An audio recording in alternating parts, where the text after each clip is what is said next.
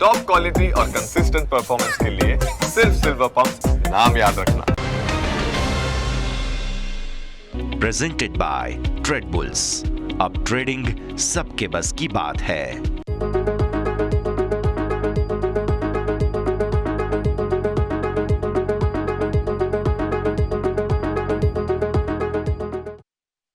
Good afternoon, સ્વાગત આપ સૌ કોઈનું ક્લોઝિંગ કેપિટલમાં. હું યશ આપની સાથે.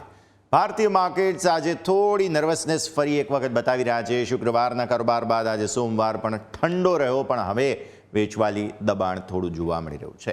બધા જ સંકેતો પર નજર કરીશું, પણ શરૂઆત તો હેડલાઇન્સની સાથે જ કરીશું. નિફ્ટીમાં સીમિત રેન્જમાં કારોબાર, 25,000થી નીચે 100 પોઈન્ટની રેન્જમાં કારોબાર. આઈટી એફએમસીજી શેર બનાવી રહ્યા છે દબાણ. સરકારી બેંકમાં ખરીદદારીથી બેંક નિફ્ટીમાં તેજી. બેંક નિફ્ટી 200 પોઈન્ટ વધીને 55,550ને પાર. એસબીઆઈ, બીઓબી અને કેનરા બેંકમાં 3% સુધીની તેજી. આઈટી શેરમાં સતત બીજા દિવસે પણ દબાણ. ઇન્ફોસિસ અને ટીસીએસ નિફ્ટીના ટોપ લૂઝર્સમાં સામેલ. કોફોર્જ, એચસીએલ, ટેક મહિન્દ્રામાં પણ દબાણ સાથે કારોબાર. સુપ્રીમ કોર્ટમાં વોડાફોન આઈડિયાની એજીઆરના બાકી લેણા માફીની અરજી સુપ્રીમ કોર્ટે ફગાવી. શેરમાં 10% સુધીનો ઘટાડો.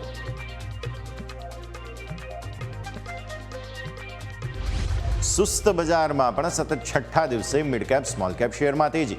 ડિલિવરી 11% ઉછળી વાયદાનો ટોપ ગેઇનર. ગ્રેફાઇટ, રેણુકા શુગર, પ્રીમિયર એક્સપ્લોઝિવ્સ 12% સુધી વધ્યા.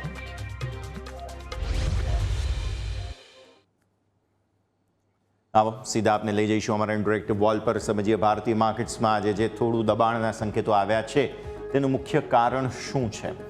આપણે શરૂઆત નિફ્ટીની સાથે કરીએ. જરા ડેઇલી સેટઅપ જોઈ લઈએ, કેમ કે આપણે દિવસની શરૂઆતમાં વાત કરી હતી તમને કે એક વખત જો કદાચ થોડો ઘટાડો આવે, જેમાં 900 પ્રાથમિક લેવલ્સની વાત કરી હતી આપણે કે એક વખત 900 દેખાય તો જુઓ 919ના ઇન્ટ્રાડે લોઝ તમારા બનેલા છે.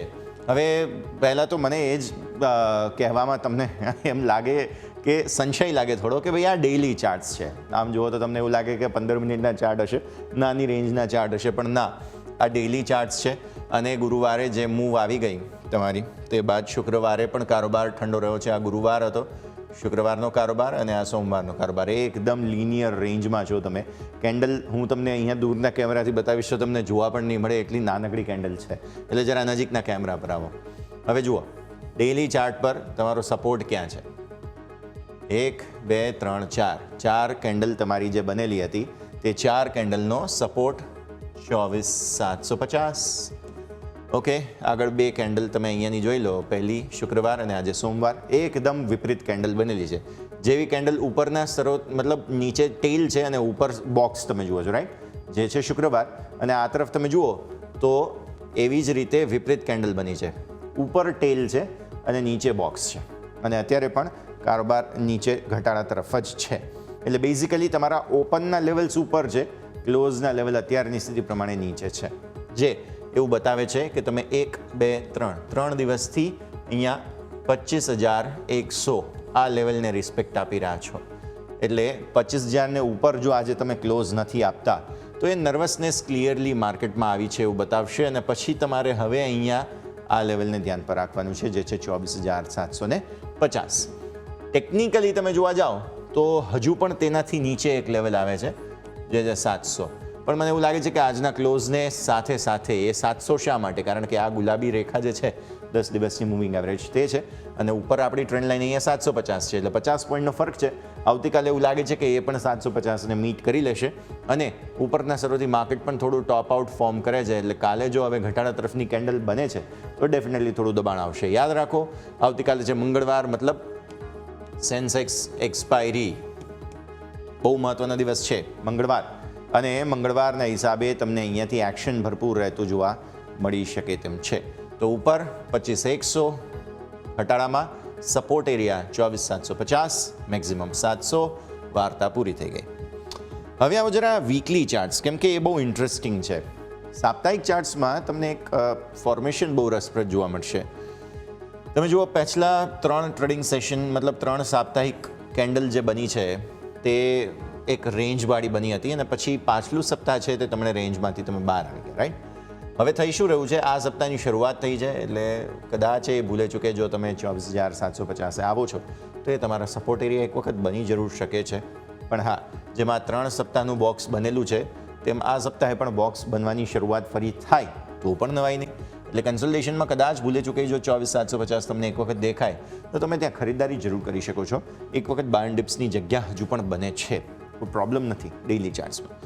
અને 15 મિનિટના ચાર્ટ આપો હવે, કેમ કે અત્યારે માર્કેટના જે કારોબાર રનિંગ ચાલી રહ્યા છે તે હિસાબથી 15 મિનિટના ચાર્ટ બહુ ઇન્ટરેસ્ટિંગ બની રહ્યા છે. આજે દિવસની શરૂઆત થઈ, કેન્ડલની રેન્જ જુઓ તમે, બંને તરફની રેન્જ બતાવી અહીંયા સુધી, પછી તમે સ્થિર થઈ ગયા અને એકદમ પાતળી રેન્જ બની. હવે આ તમે જુઓ છો ત્યાંથી પછી અપડેટેડ ચાર્ટ પ્રમાણે તમારી કેન્ડલ નીચે આવી ચૂકી છે, ઓલમોસ્ટ અહીંયા તમારા લો બન્યા છે. એટલે ફર્ધર એટલો ઘટાડો જે છે તે આપણે જોઈ ચૂક્યા છીએ. 919, 920 એક્ઝેક્ટ અહીંયા આગળ તમારા ઇન્ટ્રાડે લો બન્યા છે. ત્યાંથી ફરી એકવાર તમે જે છે તે 940 આસપાસ છો, જે આ લેવલ બને. સો અહીંયાથી તમે આ પ્રકારનું ફોર્મેશન હવે જોઈ રહ્યા છો, રાઈટ? આ છે અપડેટેડ ચાર્ટ્સ. હવે આપો ઓપન ઇન્ટરેસ્ટ. ઓપન ઇન્ટરેસ્ટના હિસાબથી શું થઈ રહ્યું છે તમે જુઓ છો તે પ્રમાણે 25,000 આ મેક ઓર બ્રેક લેવલ તમારા માટે બની રહ્યું છે. શા માટે? આજના જ દિવસે હું તમને ચેન્જમાં બતાવીશ. 25,000 પર કોલ રાઇટર્સ આવ્યા છે, બહુ અગ્રેસિવ. પુટના સપોર્ટ તમારા 25,000 પર અહીંયા હજુ પણ છે, પણ 25,000 પર ફાઇટ હજુ પણ ચાલી રહી છે, ગીવ અપ કર્યું નથી. હું તમને લાઈવ ઓપન ઇન્ટરેસ્ટના આંકડાઓ ચલો હું મારા સ્ક્રીન પરથી જ આપી દઉં તો અત્યારની સ્થિતિ પ્રમાણે કોલ જે ઊભા છે તે ટોટલ 1.47 કરોડ છે કોલ, ઓકે? અને પુટ કેટલા છે? 90.9, એટલે કે 90,09,000. એટલે આ ઓલરેડી જે છે તે કટ થઈ ચૂક્યા છે આજની સ્થિતિ પ્રમાણે. જો હું અહીંયાથી જોઉં ને તો આ 90.9 એટલે ઓલરેડી જે મેં સ્નેપ લીધેલો ત્યારે 1,10,00,000 ને ઉપર હતા તમે, ત્યાંથી 90.9 એટલે આટલા ઓઆઈ તો તમારા કટ થઈ ચૂક્યા છે. સો પુટ રાઇટર્સે હવે ફાઇનલી સપોર્ટ પરત ખેંચવાનું શરૂ કરી દીધું છે. લાગે છે કે આ હવે ફસાશે અને આ જે છે કોલ રાઇટર્સ અગ્રેસિવ થઈ રહ્યા છે એટલે ધીરે ધીરે માર્કેટને નીચે લઈ જવાની કોશિશ થઈ રહી છે. ચેન્જ આપો, ચેન્જથી જોઈ લઈએ શું થઈ રહ્યું છે. આજના કોલ રાઇટર્સ તમે જોશો અગ્રેસિવ આવ્યા છે. આ તમે જે પહેલાંનું અપડેટ જોયું તે પહેલાં અત્યારે મને બતાવે છે કે લેટેસ્ટ 89.1 કોલ આવેલા છે અને પુટ આજે આવ્યા હતા 26.4. એટલે આજનો ઓઆઈ ચેન્જ જે છે તે પુટમાં 26.4નું નવું એડિશન બતાવે છે અને કોલમાં 89 લાખ. સો ક્લિયરલી ડોમિનન્સ કોલ રાઇટર્સ આપી રહ્યા છે જે માર્કેટને પણ ફર્ધર પ્રેશર આપી રહ્યા છે. આ સિવાય કયો સ્ટ્રાઇક છે અહીંયા જુઓ 25,200. સો 25,200 ઓલરેડી આપણે અટેમ્પ્ટ કર્યું જ નથી. જે રિસેન્ટ સ્વિંગ હાઈ બન્યો છે તે પણ 25,100 આ પાસે બનેલો છે. એટલે 25,200 નહીં જ આવે તેવું આ કોલ રાઇટર્સ માની રહ્યા છે અને અહીંયા માર્કેટને પ્રેશર આપી રહ્યા છે. વાર્તા પૂરી થઈ ગઈ. 25,400 પણ એવું જ કહે છે કે નહીં આવે. એટલે અત્યારની સ્થિતિ એવું જ બતાવી રહી છે. નિફ્ટીની આ સમગ્ર ચર્ચા. હવે આવો બેંક નિફ્ટી પર. ઇન્ટરેસ્ટિંગ સેટઅપ બેંક નિફ્ટીમાં પણ છે. દિવસભર ગ્રીન ઝોનમાં રહેવામાં સફળ રહ્યો છે. આપણે આટલા દિવસથી વાત કરી રહ્યા છીએ કે નિફ્ટી ચાલે છે, બેંક નિફ્ટી નથી ચાલતું, તો આજે એકદમ વિપરીત ડાયરેક્શન આપ્યું. પ્લસ તમારું આ જે 19 ટ્રેડિંગ સેશન આપણે સવારે કાઉન્ટ પણ કર્યા હતા, તમને યાદ હશે, +1 આજનો, એટલે કે 20 ટ્રેડિંગ સેશનથી તમે એક બોક્સમાં છો જે અહીંયાથી શરૂ થઈ અને અહીંયા સુધી બની રહ્યું છે, બરાબર છે? અને હજુ પણ તમે છો તો એ જ રેન્જમાં ટેકનિકલી. આજનો તમારો હાઈ કેટલો છે બેંક નિફ્ટીનો? 55,695. ઓકે, આ તમારું અપર બેન્ડનું રેઝિસ્ટન્સ છે 55,500 અને ડેઝ લો છે 55,296. એ હું અહીંયા લખી દઉં છું 296. ઓકે, મેઇન સપોર્ટ અત્યારે 55,000 બની રહ્યો છે. 55,070 આ 10 દિવસની મૂવિંગ એવરેજ છે, એટલા માટે સપોર્ટ એ બની જ રહ્યા છે અને 296 એટલે કે 300થી જ તમે ફરી ઉપર. એટલે બેંક નિફ્ટી આજે સરસ જગ્યા પર છે, પણ 20મું ટ્રેડિંગ સેશન છે કે તમે આ એક જ બોક્સની અંદર સતત કારોબાર કરી રહ્યા છો. ઓકે, સો જો પરિસ્થિતિ આવી ભૂલે ચૂકે 55,000ની, તો પછી નીચે આપણું જે બીજું લેવલ છે આ 54,350 એ દિશામાં જઈ શકો છો, કેમ કે એક્ઝેક્ટ 20 દિવસની મૂવિંગ એવરેજ પણ હવે ત્યાં જ આવીને અટકી છે. એટલે જો ભૂલે ચૂકે કોઈ ઘટાડો આવ્યો તો આ બે જગ્યાઓ ધ્યાન પર રાખો. આ છે 55,000, 54,500, 54,350. આ બે જગ્યાઓ તમારા માટે બની રહી છે. ઓકે, હવે આવો 15 મિનિટમાં. પહેલાં અહીંયા કારોબાર બહુ ઇન્ટરેસ્ટિંગ છે, કારણ કે જ્યારે બેંક નિફ્ટી સ્ટ્રેન્થ બતાવવાની કોશિશ કરે છે તો તમે જુઓ, દિવસની શરૂઆત થઈ, પહેલી કેન્ડલ તમારી અહીંયાથી બની, સરસ મૂવમેન્ટ બતાવી. પણ અનલાઇક નિફ્ટીમાં અહીંયા આ જે ચોથી કેન્ડલ બની ત્યારબાદ ઘટાડો આવ્યો. પરંતુ અનલાઇક નિફ્ટી, બેંક નિફ્ટી જે છે તે તેજીમાં છે આજના દિવસે, અને ત્યારબાદ થોડું પ્રોફિટ બુકિંગ જરૂર આવ્યું, પણ 55,500ની નીચે અત્યારે 55,400 પાસે તમે છો, જે એક્ઝેક્ટ આ લેવલ બતાવે છે. એટલે 15 મિનિટના સુપર ટ્રેન્ડ પર તમે આવી ગયા, શરૂઆત સારી કરી, ત્યારબાદ તમારું પ્રોફિટ બુકિંગ અહીંયાથી આવતું જોવા મળેલું છે. આ પરિસ્થિતિ તો અલ્ટિમેટલી તમે જોવા જાઓ, બેંક નિફ્ટીએ આજે આપ્યો છે તો રેન્જ બાઉન્ડ જ કારોબાર, પણ એટલીસ્ટ શરૂઆતમાં જે તેજી બતાવવાનો એફર્ટ, કોશિશ જે કરી છે તે અહીંયાથી ખાસ ધ્યાન રાખીએ. હવે આવો ઓપન ઇન્ટરેસ્ટ પર. પહેલાં એક કામ કરો, સાપ્તાહિક ચાર્ટ્સ લઈ લઈએ. મને વીકલી ચાર્ટ્સ આપી દો બેંક નિફ્ટીના. હવે ઓકે, તો આપણે યરલી ચાર્ટ્સ પણ જોઈ લઈશું અને સીધા જ ઓકે ઓપન ઇન્ટરેસ્ટ પર જ આવી જઈએ, કેમ કે ચાર્ટ્સ અવેલેબલ નથી. હવે તમે જુઓ, બેંક નિફ્ટીમાં થઈ શું રહ્યું છે. જેમ નિફ્ટીની આપણે વાત કરી કે 25,000, રાઈટ, 25,000 પર કોલ રાઇટર્સ આવી ગયા એટલે પુટ રાઇટર્સ ફસાઈ ગયા. પરંતુ બેંક નિફ્ટીમાં આ જે 55,000ના પુટ રાઇટર્સ છે ને, તે too good to be true story બની ચૂક્યા છે. હું લાઈવ તમને ઓપન ઇન્ટરેસ્ટના આંકડા પણ આપી દઉં. આજે કેટલો ચેન્જ છે એ હું તમને પછી બતાવું આગળ સાથે સાથે.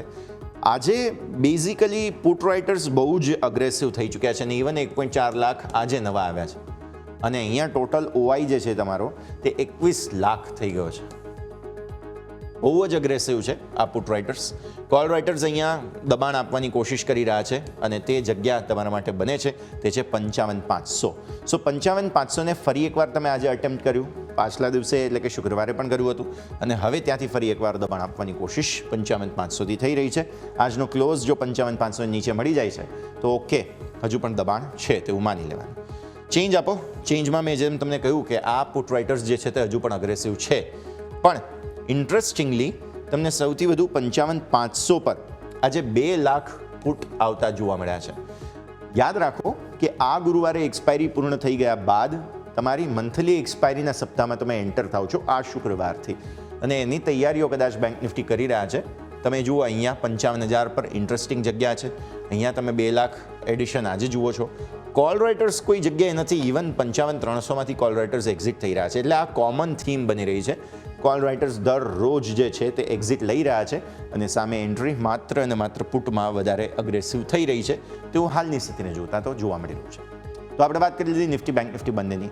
સેટઅપ ક્લિયર બની રહ્યું છે. નિફ્ટીમાં હજુ પણ એકાદ જગ્યા મળશે આપણને ઘટાડે બાઇંગ માટે, પણ હવે લેવલની રાહ જોવી છે, જે 24,750 આસપાસ આવે તો ઠીક છે, નહીં તો પછી આવી જ રીતે લિનિયર મૂવમેન્ટ તો પોસિબલ છે કે મળતી જ રહેશે. ઇવન બેંક નિફ્ટીની આપણે વાત કરી કે 55,000 too good to be true story જે છે તેને મેન્ટેન કરી રાખવાની કોશિશ બેંક નિફ્ટી કરી રહ્યું છે. આજે 20મો દિવસ છે, જે બોક્સની આપણે વાત કરી તે બોક્સમાં જ તમે કારોબાર સતત કરી રહ્યા છો. આવો બ્રેકનો સમય. બ્રેક બાદ હવે માર્કેટમાં જે રીતના ટ્રેન્ડ સેન્ટિમેન્ટ્સ બની રહ્યા છે તેને જોતા આગળ શું રણનીતિ બનશે તેની ચર્ચા કરીશું બ્રેક બાદ.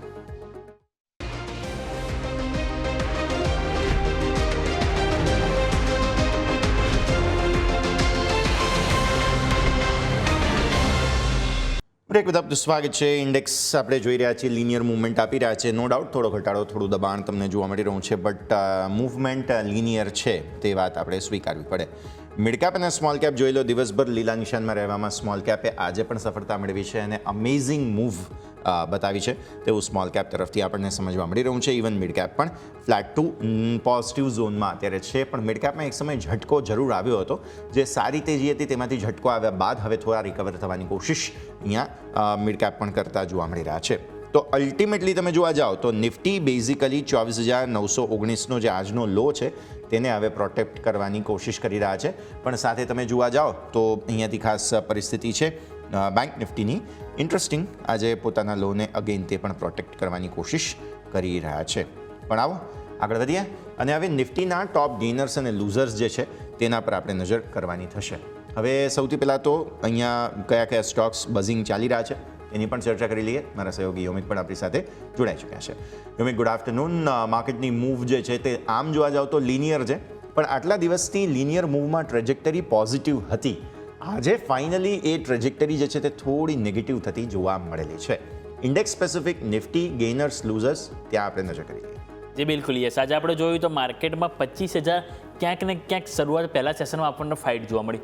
પુટ રાઇડર્સ અને કોલ રાઇડર્સ બંનેને આપણે જોઈએ તો 1.10 કરોડ પોઝિશન હતી. પરંતુ અત્યારે જ્યારે આ માર્કેટ બંધ થવા જઈ રહ્યું છે ત્યારે એક વખત નજર કરીએ તો 25,000 ઉપર ક્યાંક ને ક્યાંક કોલ રાઇડર્સની આપણને અહીંથી પોઝિશન થોડીક ભારે પડતી જોવા મળી રહી છે. અને કોલ રાઇડર્સ તમે નજર કરશો તો અહીંયાથી તમને થોડા વધી ગયા છે, 1.10ની સામે 1.30 થયા. પરંતુ પુટ રાઇડર્સ જે છે એમણે સૌથી વધારે પોઝિશન બનાવી છે. નજર કરો તમે 1.80 કરોડમાં આવી ગયા અને એ જ કારણે તમે 25,000ની નીચે આવી ગયા. 24,950 આજુબાજુ હાલ કારોબાર કરી રહ્યો છે. પરંતુ મેઇન જે સપોર્ટ છે એ 24,800 કે જે આપણે ખાસ કરીને ફોકસ કરવું જરૂરી છે. સ્વાભાવિક છે કે જો માર્કેટમાં અહીંથી યુ ટર્ન લેવાનો છે મંદી તરફ તો 24,800 છે એને બ્રેક થતાં જ આપણને જોવા મળશે. ત્યાં સુધી આપણને ભલે થોડો ઘટાડો આવશે તો ક્યાંક ને ક્યાંક નીચેથી ડીપ પણ મળશે, એટલે કે લોકો અહીંયાથી ડરવાની જરૂરત નથી. હવે વાત કરીએ આપણે બેંક નિફ્ટી. બેંક નિફ્ટીમાં આજે શરૂઆતમાં એટલું સારું એવું સેટઅપ બન્યું હતું કે તમે એક ટાઈમે જે તમારા માટે હડલ હતું 55,585 કે જેને ફાઇનલી તમે બ્રેકઆઉટ આપ્યું. ઇવન અડધોથી 1 કલાક સુધી તમે એની ઉપર કારોબાર પણ કર્યો અને તમે જો તો 55,695ના તમે હાઈ બનાવ્યા. પરંતુ માર્કેટમાં જેમ આપણે વાત કરી કે ઉપલા સાથે ક્યાંક ને ક્યાંક થોડું ઘટાડાના મૂડમાં હતા અને એ જ કારણથી અહીંયા પણ તમે 55,500ની નીચે આવી ગયા અને 55,400 પર આવી ગયા. એટલે ફરીથી જે હર્ડલ હતું એ આવતીકાલ માટે પણ આપણને જોવા મળશે કે જ્યાં સુધી 55,585 આની ઉપર તમે ક્લોઝિંગ નહીં આપો તમે બેંક નિફ્ટીમાં ત્યાં સુધી તમને અહીંયા ક્યાંક ને ક્યાંક નાની રેન્જમાં કારોબાર જોવા મળી શકે છે. પરંતુ આજના ગેઇનર્સ ઉપર નજર કરીએ તો આજે નિફ્ટીમાં આપણને સૌથી વધારે મજબૂતી જોવા મળી તો એ છે બજાજ ઓટો. ઓલરેડી આ સ્ટોક છે કે જે સવારે આપણે એક્સપર્ટ સાથે પણ રાય લીધી ત્યારે 2% આજુબાજુ ઉપર હતો. ત્યારે આપણે એમને વાત પણ કરી હતી, એમણે પણ ખરીદીની સલાહ આપવામાં આવી હતી કે આપણને આ સ્ટોકમાં વીકલી એન્ડ ડેઇલી સારું બ્રેકઆઉટ આવ્યું છે અને હજુ પણ સારી એવી તેજી જોવા મળી શકે. અને સવારે વાત કરી ત્યારે 2% તેજી છે અને અત્યારે આપણે જોઈએ તો 4%ની તેજી આપણને બજાજ ઓટોમાં જોવા મળી છે. બીજું તમે જોશો તો શ્રીરામ ફાઇનાન્સ અહીંયા પણ ખરીદારી આવી છે. હીરો મોટોકોપ જે લાસ્ટ વીક ટોપ ગેનરમાં હતો નિફ્ટીમાં આ પણ જોઈએ તો આ સપ્તાહમાં શરૂઆત પણ આપણને સારી એવી મજબૂતી સાથે જોવા મળી છે. સામે આઈસર મોટર્સ પાવરગ્રીડના ઓલરેડી આજે પરિણામ છે અને તમે જુઓ તો આજે આપણને 1%ની પોઝિટિવિટી જોવા મળી રહી છે. હવે જોઈએ તો આપણને ટોટલ 50માંથી 32 સ્ટોક એવા છે જે નેગેટિવ કારોબાર કરી રહ્યા છે. હવે નેગેટિવિટીમાં સૌથી પહેલાં જોઈએ તો ગ્રેસિમ અહીંયા આપણને જોવા મળી છે ઓલમોસ્ટ 3.5%નો ઘટાડો. એટર્નલ એટલે કે ઝોમેટો કે જેમાં આપણને 2.5%નો ઘટાડો આવી રહ્યો છે. ટાટા કન્ઝ્યુમર, ઇન્ફોસિસ અને ટેક મહિન્દ્રા એટલે કે ક્યાંક ને ક્યાંક થોડીક યુએસ થીમ છે એ આપણને પ્લે થતી જોવા મળી છે કમજોરીમાં, કારણ કે જે મૂડીઝ દ્વારા આપણને રેટિંગ જે અહીંયા યુએસના માર્કેટ ઉપર તેઓ ડાઉનગ્રેડ કર્યા છે અને એ જ કારણથી ક્યાંક ને ક્યાંક યુએસ માટે ખરાબ સમાચાર જે આપણે આઈટી માટે નેગેટિવ રિએક્ટ કરતો છે એના એ કારણથી આજે આપણને નિફ્ટી આઈટી થોડુંક અહીંયા આપણને પ્રેશરમાં જોવા મળે છે. પરંતુ આવા માર્કેટમાં પણ તમે જોશો તો 12 સ્ટોક એવા છે જે નવા રેકોર્ડ હાઈ એટલે કે 52 વીક હાઈ ઉપર જોવા મળે છે. બજાજ હોલ્ડિંગ આ સ્ટોક આપણે જોઈએ તો લાસ્ટ વીક પણ નવા રેકોર્ડ હાઈ ઉપર હતો. આજે તમે જુઓ તો 6%ની તેજી અને 14,000ની આજુબાજુ સ્ટોક કારોબાર કરી રહ્યો છે. દિવીસ લેબ અહીંયા પણ પરિણામ આવ્યા હતા, પરિણામ અનુમાન કરતાં ઘણા સારા આવ્યા હતા અને અહીંયા 5%ની તેજી તમને દિવીસ લેબમાં જોવા મળી છે. મોતીલાલ ફાઇનાન્શિયલ આ સ્ટોક પણ સતત સારી એવી તેજી બતાવી રહ્યો છે. 3%ની તેજી. બોમ્બે સ્ટોક એક્સચેન્જ જે ફરીથી નવી તેજી તરફ આપણને જોવા મળે છે, 7,450 આજુબાજુ કારોબાર કર્યો છે. ઓથમ ઇન્વેસ્ટમેન્ટ આ સ્ટોક આપણે ખ્યાલ છે કે MSCI ઇન્ડેક્સમાં ઇન્ક્લુઝન બાદ આ સ્ટોક સતત નવા રેકોર્ડ હાઈ બનાવી રહ્યું છે. APL, Apollo, Redington, Indigo, Bharat electronics આ બધા સ્ટોક છે જેમાં નવા રેકોર્ડ હાઈ બન્યા. ઇવન ICICI બેંક આજે ફરીથી નવા રેકોર્ડ હાઈ બન્યા અને 450 આજુબાજુ આપણને ફરીથી સ્ટોક હર્ડલમાં એક આવી ગયો છે. બીજું તમે જોશો તો અહીંયાથી એક SBFC છે અને મઝગાઉ ટોક આ બધા સ્ટોક છે કે જેમાં આપણને નવા રેકોર્ડ હાઈ બન્યા. પરંતુ ઉપલા સ્તરથી આ બધા સ્ટોક છે કે જે થોડુંક આપણને અહીંથી દબાણ બતાવી રહ્યા છે. યસ, તો આ બધા જ સ્ટોક્સ છે કે જેને ધ્યાન પર રાખવાના રહેશે. પણ માર્કેટ જુઓ તમે સતત દબાણના મૂડમાં અત્યારે હવે ફ્રેશ લોઝને નજીક અહીંયાથી ખાસ બનતો જોવા મળી રહ્યું છે. એટલે સૌથી પહેલાં તો તમારે નજર એ જ રાખવી જોઈએ 24,920 આસપાસ. એટલે ફરી એકવાર જે છે તે સંકેતો તમારે અહીંયાથી નજર રાખવાના છે. ડેઝ લોને નજીક આપણે આવી ગયા છીએ. આવો એક વિરામનો પણ સમય થઈ ગયો છે, બ્રેક લઈ લઈએ અને બ્રેક બાદ આપણી રજૂઆતને આગળ યાદ રાખીએ.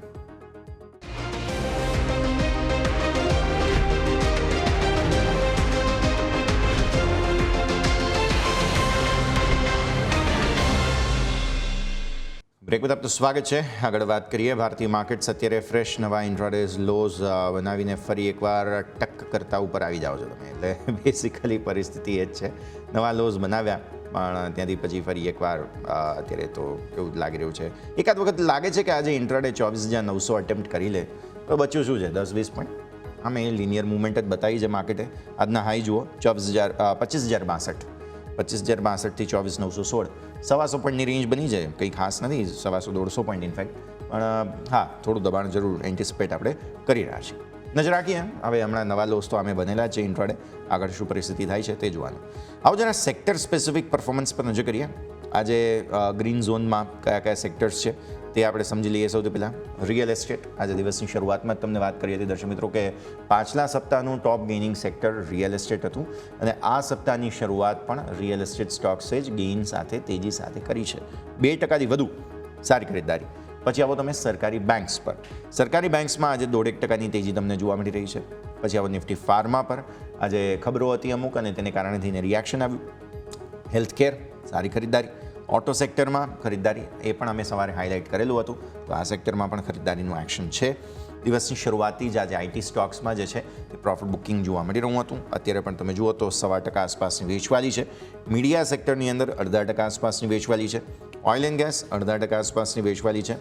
કોમોડિટીઝ ઇન્ફ્રા થોડું પ્રોફિટ બુકિંગ અહીંયા આવ્યું છે. પ્રાઇવેટ બેંક્સ પણ આજે ડાયરેક્શન નક્કી નથી કરી શક્યા કે જવું કઈ સાઈડ છે. થોડો સમય લીલા નિશાનમાં હતા, થોડો સમય લાલ નિશાનમાં હતા, એટલે અહીંયા પણ કોઈ ક્લિયર કટ ડાયરેક્શન નથી. એટલે આવી સ્થિતિમાં તમને લીલા નિશાનમાં real estate, PSU banks, pharma જોવા મળી રહ્યા છે. લાલ નિશાનમાં મીડિયા, આઈટી અને સાથે ઇન્ફ્રામાં થોડી નફા વસૂલી જોવા મળી રહી છે. તો બેઝિકલી આ બધા જ સંકેતો છે કે જેના કારણે એક્શન આજે બનતું જોવા મળ્યું.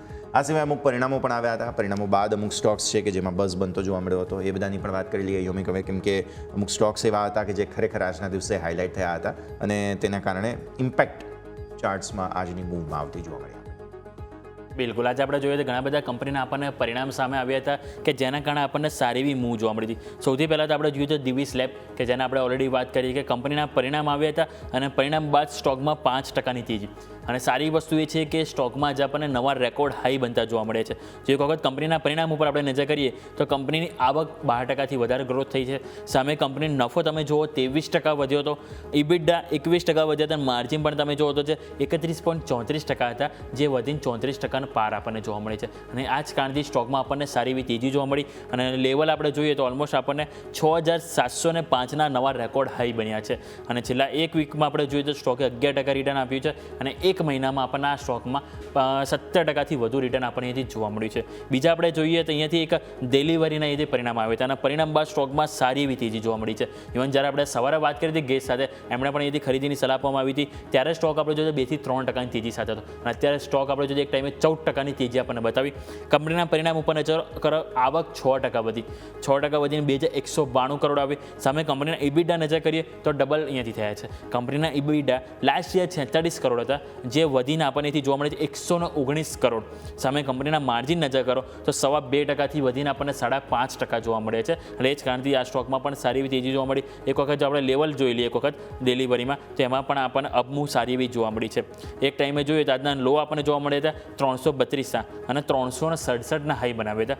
એટલે કે સ્ટોકમાં આપણને 14 થી 15%ની તેજી આજે આપણને સારી જોવા મળી. ઇવન વોલ્યુમ તમે નજર કરો, સ્ટોકમાં આપણને 4 કરોડથી વધારે વોલ્યુમ આપણને જોવા મળે છે માત્ર NSE ઉપર. એટલે સ્ટોકમાં સારી ખરીદારી આપણને જોવા મળી છે. બીજું તમે નજર કરો તો આપણને રાઈસ મેન્યુફેક્ચરિંગ કંપની છે KRBL, અહીંયા પણ તમને સારી એક્શન આજે જોવા મળી. કંપનીના પરિણામ અહીંયા આવ્યા, પરિણામ ઘણા સારા આવ્યા હતા અને અહીંયા પણ તમે જુઓ તો 8.5%ની તેજી. અને આ સ્ટોક પણ છે કે જે આપણને નવા રેકોર્ડ હાઈ આજે આપણને બનાવે છે. ₹355.55 આપણને રેકોર્ડ હાઈ બનાવે છે. કંપનીના જો પરિણામ તમે જુઓ તો કંપની નફો અહીંયા 35% ગ્રોથ થયો. આવક તમે નજર કરો 9% ગ્રોથ થઈ છે. કંપનીના ઇબિડા પણ નજર કરો તો 25% વધ્યા, જ્યારે માર્જિન સૌથી વધારે બેસ્ટ જોવા મળ્યા કે આપણને ઓલમોસ્ટ 200 બેઝિસ પોઈન્ટ માર્જિન વધ્યા, જે 13.5% હતા, જે વધીને આપણને નજર કરો તો અહીંયાથી 15% કંપનીના માર્જિન અહીંથી જોવા મળ્યા છે. બીજું આપણે નેગેટિવ અસર અમુક સ્ટોક હતી કે જેમાં જોવા મળી હતી પરિણામ બાદ, એક છે કાઇનેસ ટેકનોલોજી. કાઇનેસ ટેકનોલોજી ઉપર તમે નજર કરો તો ત્યાં પણ તમને એક મુવમેન્ટ જોવા મળી છે. 2.5% કમજોરી તમને જોવા મળી છે. એક ટાઈમે 6025ના લેવલ જોવા મળે, પરંતુ આ નીચલા સ્તરથી 1-2% રિકવરી આવી છે, પરંતુ અહીંયા પણ કમજોરી જોવા મળી હતી. કંપનીના પરિણામ એક વખત નજર કરી લો. આવક અહીંયાથી તમને વધી 54%, નફો તમને વધ્યો, ઇબિડા પણ વધ્યા હતા, માર્જિન પણ સારા આવે. ટોપ લાઇન, બોટમ લાઇન, ઇબિડા એટલે કે ઓપરેટિંગમાં બધું સારું હોય, એટલે કે ક્યાંક ને ક્યાંક સ્ટોકમાં નફા વસૂલી આપણને અહીંથી જોવા મળી છે. યસ, ઓકે, તો આ બધા સંકેતો છે, સ્ટોક્સ છે કે જેને ધ્યાન પર રાખીએ. પણ આવો આગળ વધીએ. માર્કેટ એક્સપર્ટ રવિ ભટ્ટ આપણી સાથે જોડાઈ રહ્યા છે. રવિ સર, સ્વાગત. Feels like Friday. 2 રીઝન છે. એક તો તમે શુક્રવારે જોડાવ છો એટલે આજે એવું શુક્રવાર જેવું લાગે છે, અને બીજું માર્કેટ સર એકદમ હોલિડે મૂડમાં. 2 દિવસથી તમે જુઓ શુક્રવારે પણ આવી લિનિયર મૂવ હતી, હા, ગુરુવારે નો ડાઉટ ફટાકડા ફોડી દીધા, પણ પછી ઠંડુ થઈ ગયું છે. આજે પણ માર્કેટ આમ જોવા જાવ તો 150-150 પોઈન્ટની જ રેન્જ છે. થોડું પ્રોફિટ બુકિંગ આવ્યું છે. પહેલાં તો સમજાવો સર, મે મહિનામાં ઓલરેડી 2.5% ગેઇન્સ આજે સવારે આપણે માર્કેટ ઓપન થયું તે પહેલાં જોયેલા હતા, જેમાં થોડું પ્રોફિટ બુકિંગ આવ્યું છે મામૂલી. તો મે મહિનાની ઓલરેડી આ મૂવ બાદ શું ધ્યાન પર રાખવાનું છે, અને બીજું કઈ રીતે જુઓ છો તમે માર્કેટ્સને સર? સૌ પ્રથમ તો જોવા જઈએ તો નિફ્ટી અત્યારે એક રેઝિસ્ટન્સ ઝોનનો સામનો કરી રહી છે. આપણે જોઈ શકીએ છીએ કે નિફ્ટી જે ઘણા દિવસથી એક 25,000ના લેવલને બ્રેક કરવાની ટ્રાય કરી અને જે કરેલું પણ હતું પણ સસ્ટેન નથી કરી શકી, તો એક નેગેટિવ બાબત છે માર્કેટ માટે. પણ જો આપણે ઓવરઓલ ફંડામેન્ટલ બાબત જો ચેક કરીએ કે જે માર્કેટમાં એફઆઈઆઈનો ઇન્ફ્લો છે, કન્ટિન્યુઅસ મે મહિનામાં ઇન્ફ્લો જ આપણને જોવા મળેલો છે. ચાહે શુક્રવારે અને ગુરુવારે તો ખૂબ ઇન્ફ્લો હતો, ઓલમોસ્ટ 25,000 કરોડનો ઇન્ફ્લો છે. અને એફઆઈઆઈની જો ફ્યુચરમાં પણ વાત કરીએ તો એફઆઈઆઈનું ફ્યુચરમાં પણ સારું બાઇંગ છે. એ ઇન્ડિકેટ કરે છે કે અત્યારે જે આ છેલ્લા 2-3 દિવસમાં આપણે જોઈ રહ્યા છીએ ને આજે થોડી જે નેગેટિવ મૂવ આવેલી છે પ્રોપર પ્રોફિટ બુકિંગની આવેલી દેખાઈ રહી છે. અને આઈટી સેક્ટર થોડું 2 દિવસથી નબળું પરફોર્મ કરે છે. તેની પાછળ કંપનીઓના રિઝલ્ટ જવાબદાર છે, કારણ કે 2-3 કંપનીઓના રિઝલ્ટ હતા જે મિડ કેપના, એ થોડા નેગેટિવ આવેલા છે. એ કારણથી આઈટી સેક્ટર થોડું પુઅર પરફોર્મ કરે છે. હવે જે આવનારા ક્લૂની વાત કરીએ તો હવે આપણા માટે મોસ્ટ ઇમ્પોર્ટન્ટ ક્લુ એ છે કે ઇન્ડિયામાં જે મોન્સૂનની સિઝન કઈ રીતે સ્ટાર્ટ થવાની છે. કારણ કે આપણે જોઈએ છીએ અત્યારે આપણો ઇન્ફ્લેશન ઓલમોસ્ટ 5 years લો ઉપર છે, પણ આ ઇન્ફ્લેશન ક્યારે આપણે સસ્ટેન કરી શકશું? જો આપણે પ્રોપર મોન્સૂન રિસીવ કરશું તો એ માટે હવેની જે મોન્સૂનની ઇફેક્ટ રહેશે, અને બીજું કે આરબીઆઈ કઈ રીતે હવે આરબીઆઈની એક્શન છે એ પણ જોવાની રહેશે. હવે આરબીઆઈ તો ડિવિડન્ડ આપવાના છે સરકારને શુક્રવારે, અને માર્કેટમાં એવી ચર્ચાઓ ચાલી રહી છે કે જે માર્કેટ એન્ટિસિપેટ કરી રહ્યું હતું કે $3 ટ્રિલિયન સરકારને મળી જશે, પણ ના, હવે અમુક એવા ઇનપુટ્સ પણ છે કે $3 ટ્રિલિયન કરતાં પણ વધુ રકમ સરકારને મળી શકે તેમ છે. અને આ અલ્ટિમેટલી બહુ સારી વાત છે, કારણ કે સરકારની અને અલ્ટિમેટલી ભારતની બેલેન્સ શીટ વધુ ઇમ્પ્રૂવ થઈ રહી છે. કેમ કે વધુ લિક્વિડિટી આવે તો સરકાર પાસે વધુ ખર્ચ કરવા માટેની જગ્યા બને, અને અલ્ટિમેટલી લોકોનો ફાયદો છે. આ વાત આપણને સમજવા મળી રહી છે. તો સૌથી પહેલો મુદ્દો તો એ જ આપણે ધ્યાન પણ રાખવાનો રહેશે. હવે આગળ વધીએ. સ્ટોક સ્પેસિફિક વાત કરતાં પહેલાં મને રવિ સર તમારા સાથે પહેલાં તો તમારી પિક્સ જાણવી છે. કયા કયા રેકમેન્ડેશન્સ આજે તમે લઈને આવ્યા છો સર? યસ, આજે હું જે લઈને હું જોઈ શકું છું કે હજી પણ એનર્જી સેક્ટર છે થોડું અંડર વેલ્યુ દેખાય છે. આપણે જો દરેક સેક્ટરમાં એક મોમેન્ટમ આવેલો છે, પણ એક એનર્જી સેક્ટર હજી પણ પીક થવાને વેઇટ કરી રહ્યું છે. તો એમાં મારો જે સ્ટોક હશે એ છે એનટીપીસી છે. અત્યારે એનટીપીસીનો ભાવ અરાઉન્ડ 345 હું બાય કરવાનું રેકોમેન્ડેશન આપીશ, અને જે મારો ટાર્ગેટ છે એ છે 390 રૂપીસનો મારો ટાર્ગેટ છે, અને સ્ટોપ લોસ છે 330 રૂપીસનો છે, અને આનો હોલ્ડિંગ પીરિયડ 1 મંથનો રહેશે. જે પ્રમાણે સ્ટોક કન્ટિન્યુઅસલી અત્યારે અંડર વેલ્યુ પરફોર્મ કરી રહ્યો છે, અને બીજું કે જે પ્રમાણે ટેકનિકલ સ્ટોકમાં મુવમેન્ટ આવી રહી છે એ પ્રમાણે સ્ટોક ઓલમોસ્ટ ટેકનિકલ બ્રેકઆઉટની નજીક આવી રહ્યો છે. એ કારણે મારો પીક એનટીપીસી રહેશે. ઓકે, સો આ તમે ધ્યાન પર રાખો. એનર્જીમાંથી એનટીપીસી બહુ જ ઇન્ટરેસ્ટિંગ કંપની છે કે જેના પર તમારી નજર હોવી જોઈએ. આ સિવાય અન્ય એનર્જી કંપનીઝ પણ છે કે જેને ધ્યાન પર રાખીશું, પણ ઓવરઓલ પરિસ્થિતિ પ્રમાણે એક એનટીપીસી એક એવું રેકમેન્ડેશન જે છે તે અહીંયાથી ખાસ બધું જોવા મળી રહ્યું છે. ઓકે, આગળ વધીએ. અન્ય સ્ટોક્સ બેઝિકલી કે જેના પર અત્યારે ફિલહાલ જો નજર પડી રહી છે તો મને સેક્ટર સ્પેસિફિક એક તો ખાસ રિયલ એસ્ટેટ ફરી એકવાર જાણવું છે સર. રીઝન એ છે પાછલા સપ્તાહમાં પણ સરસ તેજીનું એક્શન જે છે તે આપણને રિયલ એસ્ટેટમાં જોવા મળ્યું હતું. આ સપ્તાહે પણ જે છે તે શરૂઆત રિયલ એસ્ટેટ સ્ટોક્સની સારી થતી જોવા મળી રહી છે. તો આ પરિસ્થિતિને જ આપણે સૌથી પહેલાં અહીંયાથી ખાસ સમજવાની છે.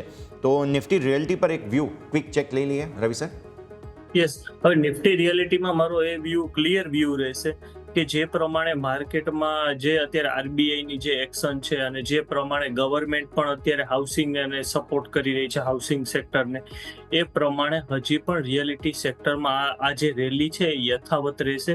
જે લોકોનું પણ રિયાલિટી સેક્ટરમાં બાઇંગ હશે એને મારી સલાહ રહેશે કે હમણાં તમે હોલ્ડ કરો, હજી પણ તમને સારી રેલી જોવા મળશે. કદાચ થોડું પ્રોફિટ બુકિંગ અથવા કોન્સોલિડેટ જોવા મળે અમુક સ્ટોક્સ, પણ ઓવરઓલ જોવા જાય તો બધા સ્ટોકમાં આપણને ભવિષ્યમાં વધારે તેજી જોવા મળશે.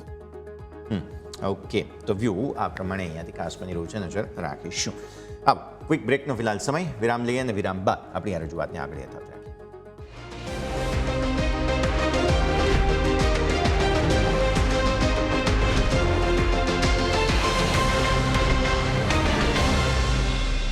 બ્રેક બાદ આપનું સ્વાગત છે. આગળ વધીએ. ભારતીય માર્કેટ્સ પર તમે નજર કરો એ જ લિનિયર રેન્જમાં કારોબાર તમને જોવા મળી રહ્યો છે. નવા ઇન્ટ્રાડે લોસ જે બનેલા હતા તેને પણ પ્રોટેક્ટ કરીને રાખ્યા છે.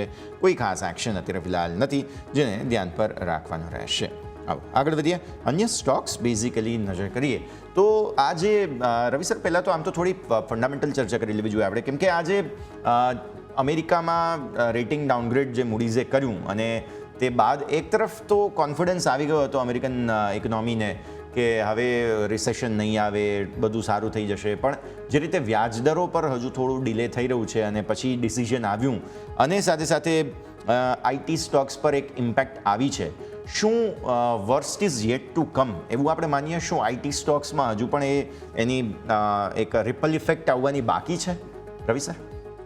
યસ, હવે જો પ્રમાણે જોઈએ તો થોડું માર્કેટમાં એક યુએસના માર્કેટને લીધે એક આઈટી સેક્ટરમાં અનસર્ટેનિટી જોવા મળે છે.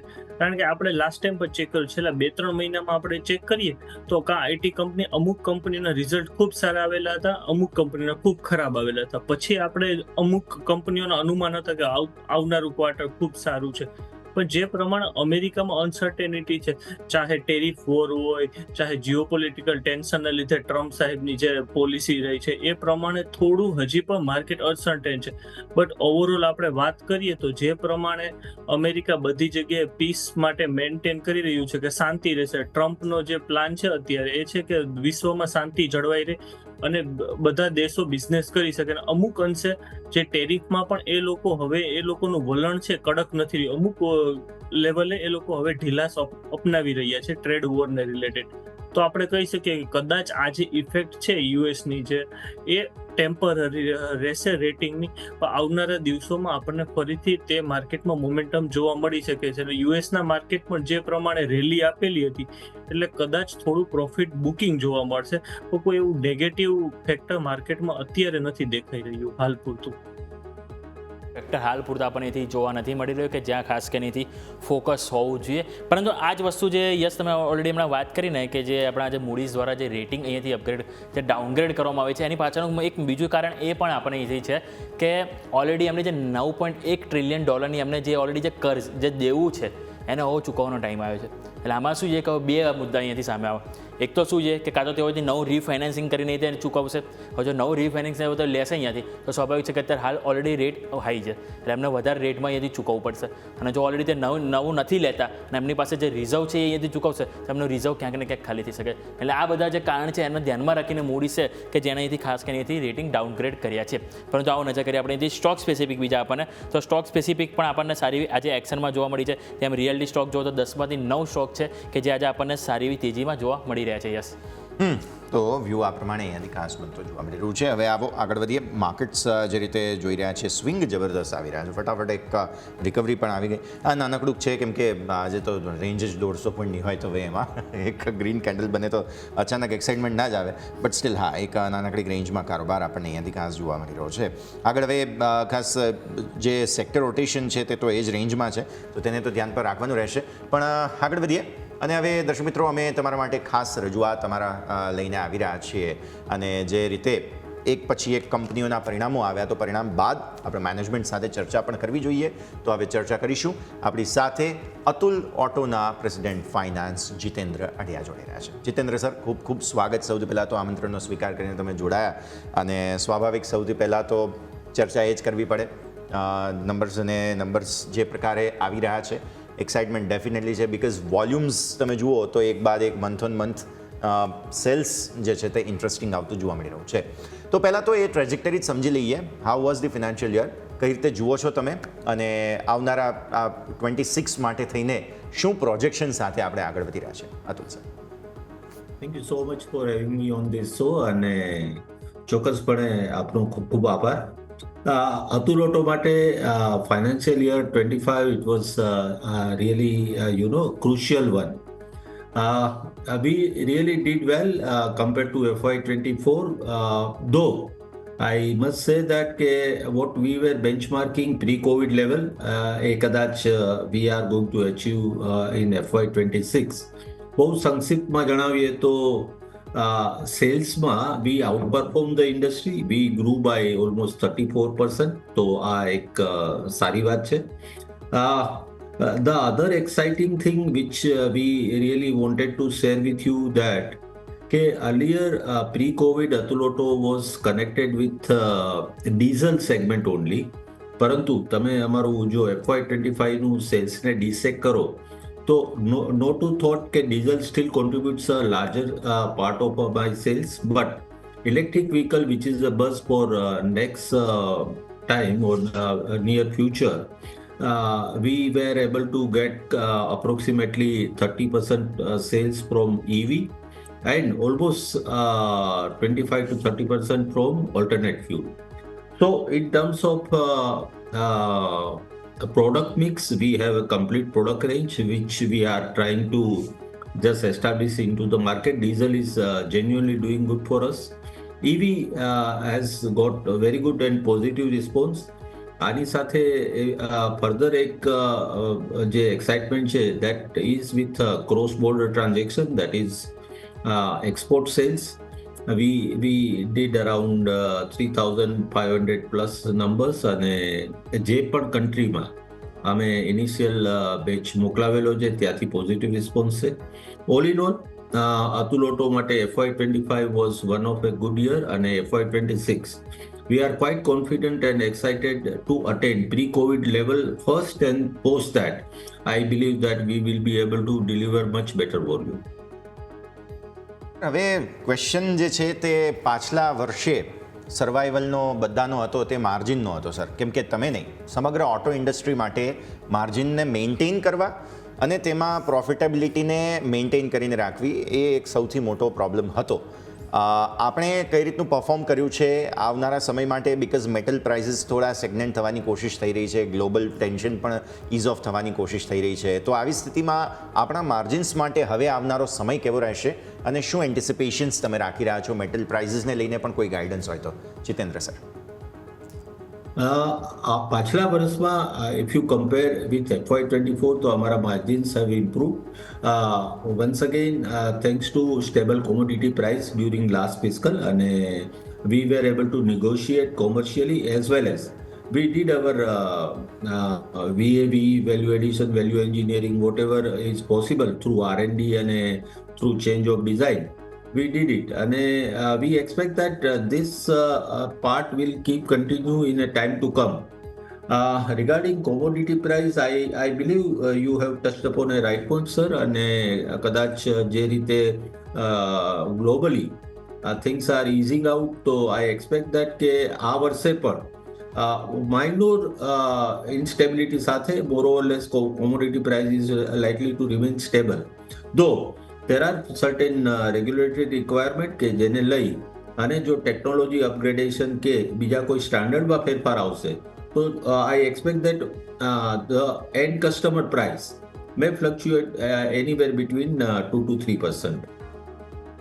ઓકે સર, હવે એક્સપોર્ટ્સ બહુ સરસ ગ્રો કરી રહ્યું છે તેવું અત્યારે મેં માર્કેટ શેર જે આપણું જોયું અને જોતા સમજમાં આવી રહ્યું છે.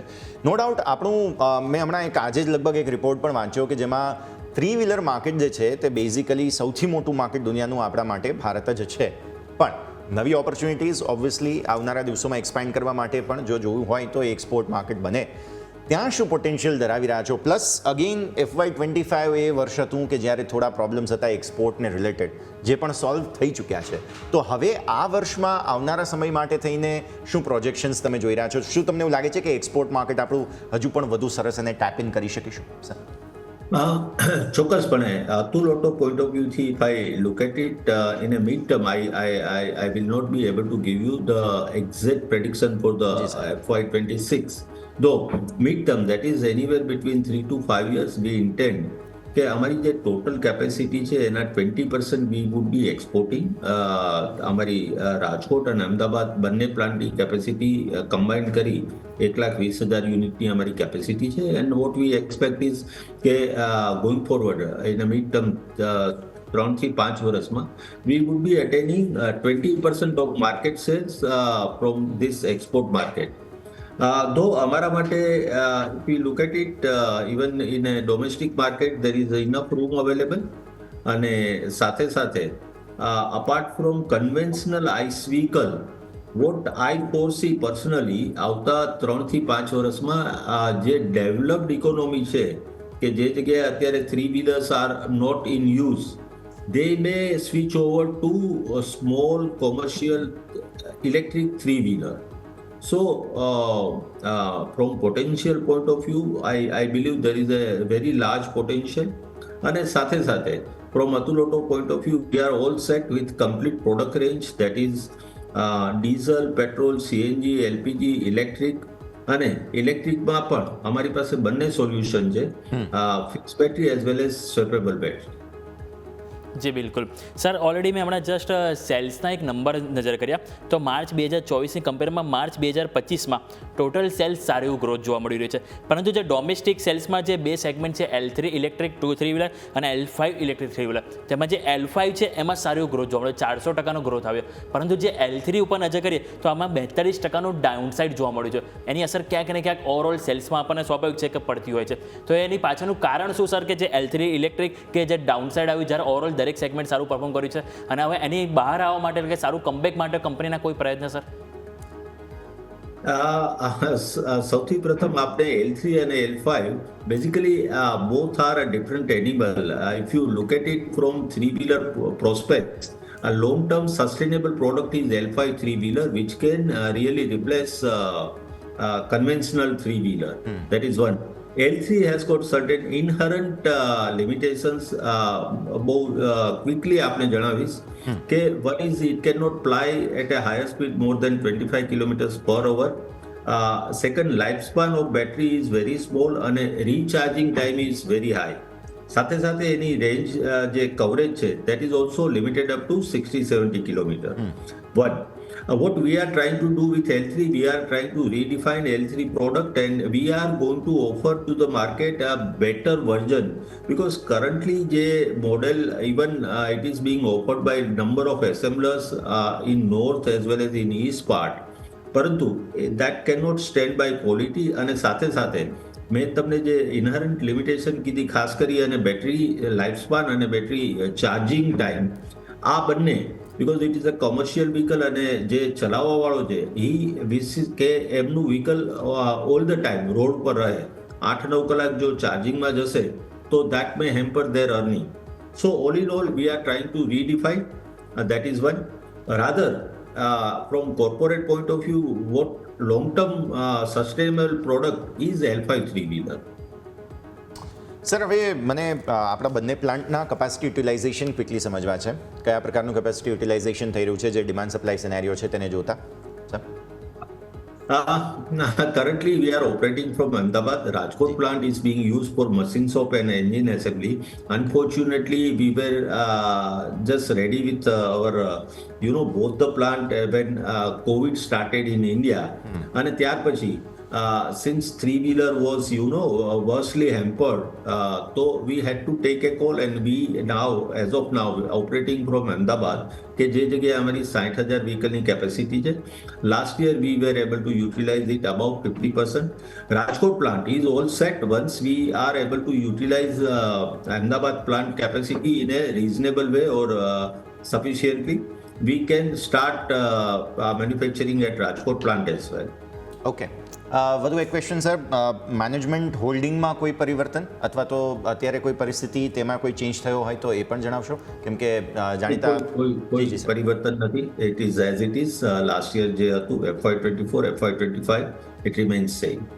ડેફિનેટલી. અને સર હવે છેલ્લો સવાલ, કેમ કે આપણે હવે અહીંયાથી સરસ ફ્યુચર જોઈ રહ્યા છીએ બિકોઝ એક બાજુ તમે જુઓ ઇન્ટરેસ્ટ રેટ્સ ઘટી રહ્યા છે એટલે જે લોકો પોટેન્શિયલ નવા કસ્ટમર્સ છે તેમના માટે એક બહુ જ સરસ એટમોસ્ફિયર અહીંયાથી આવી રહ્યું છે, એન્વાયરમેન્ટ આવી રહ્યું છે.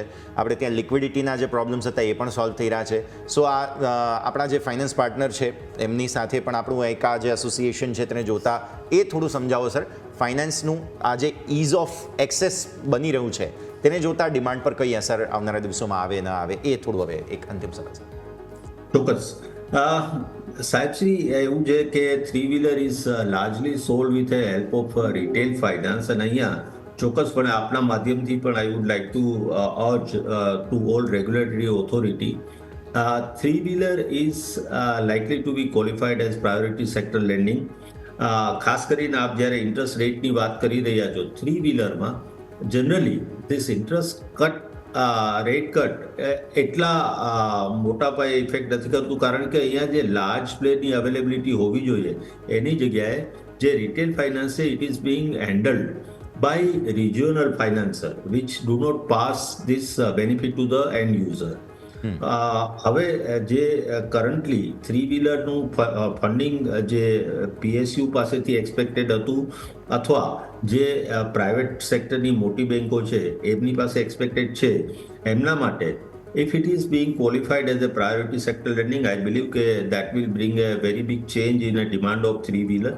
પરંતુ આજની પરિસ્થિતિ જોતા 0.5% rate cut definitely that few of the players who are passing out to the customer, તે જગ્યાએ કસ્ટમરને ઓવરઓલ એક્વિઝિશન કોસ્ટમાં ફાયદો થશે, પરંતુ આજે ડિમાન્ડ પર એની ડાયરેક્ટ અસર થ્રી વ્હીલર પર એની કોઈ અસર થતી નથી.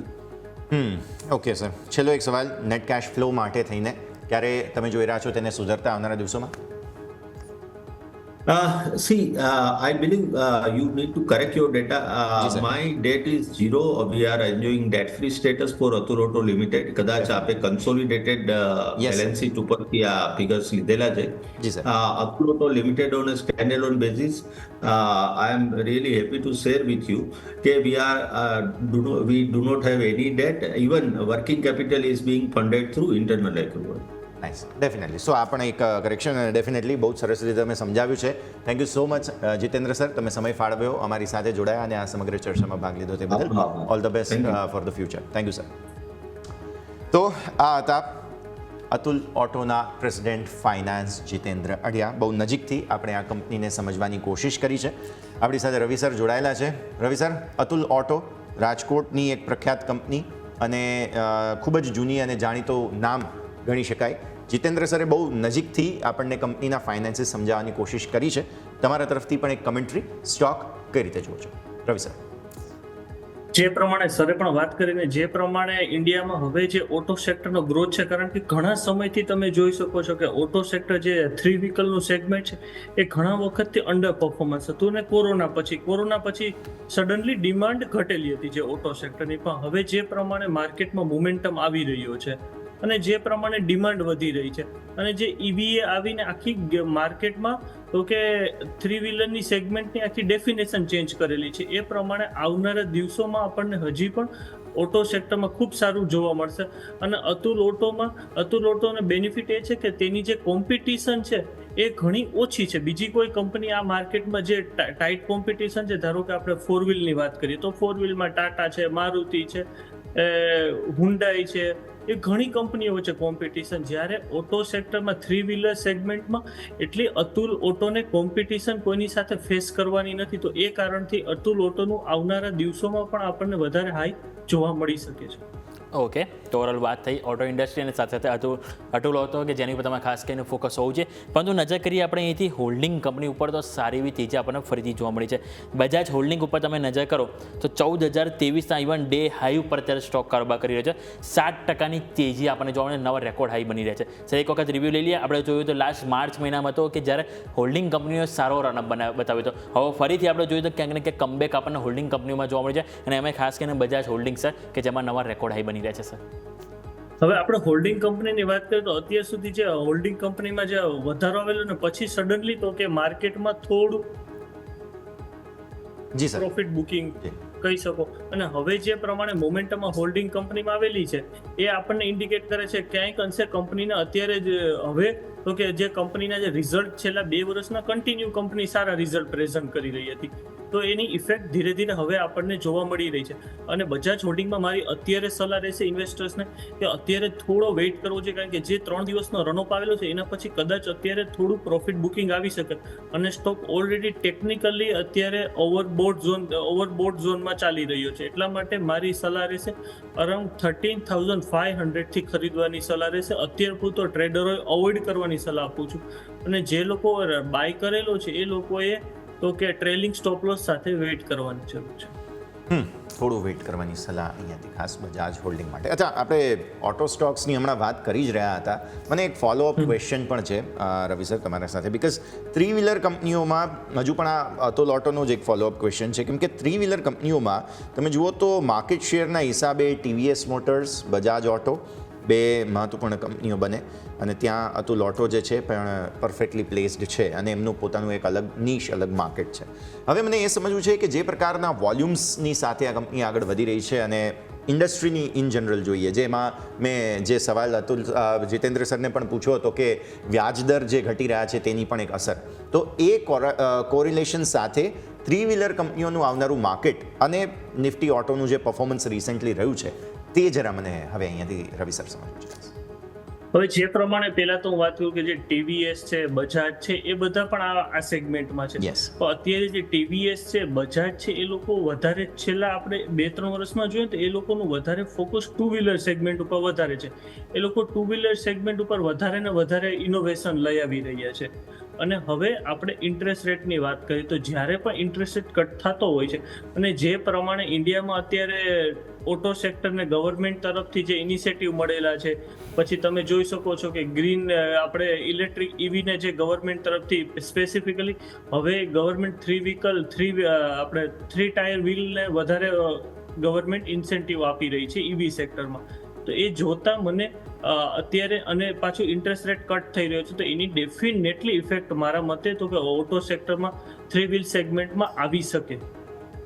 ઓકે, તો ઓવરઓલ વાત થઈ ઓટો ઇન્ડસ્ટ્રી કે જ્યાં તમારો ખાસ કરીને ફોકસ હોવું જોઈએ.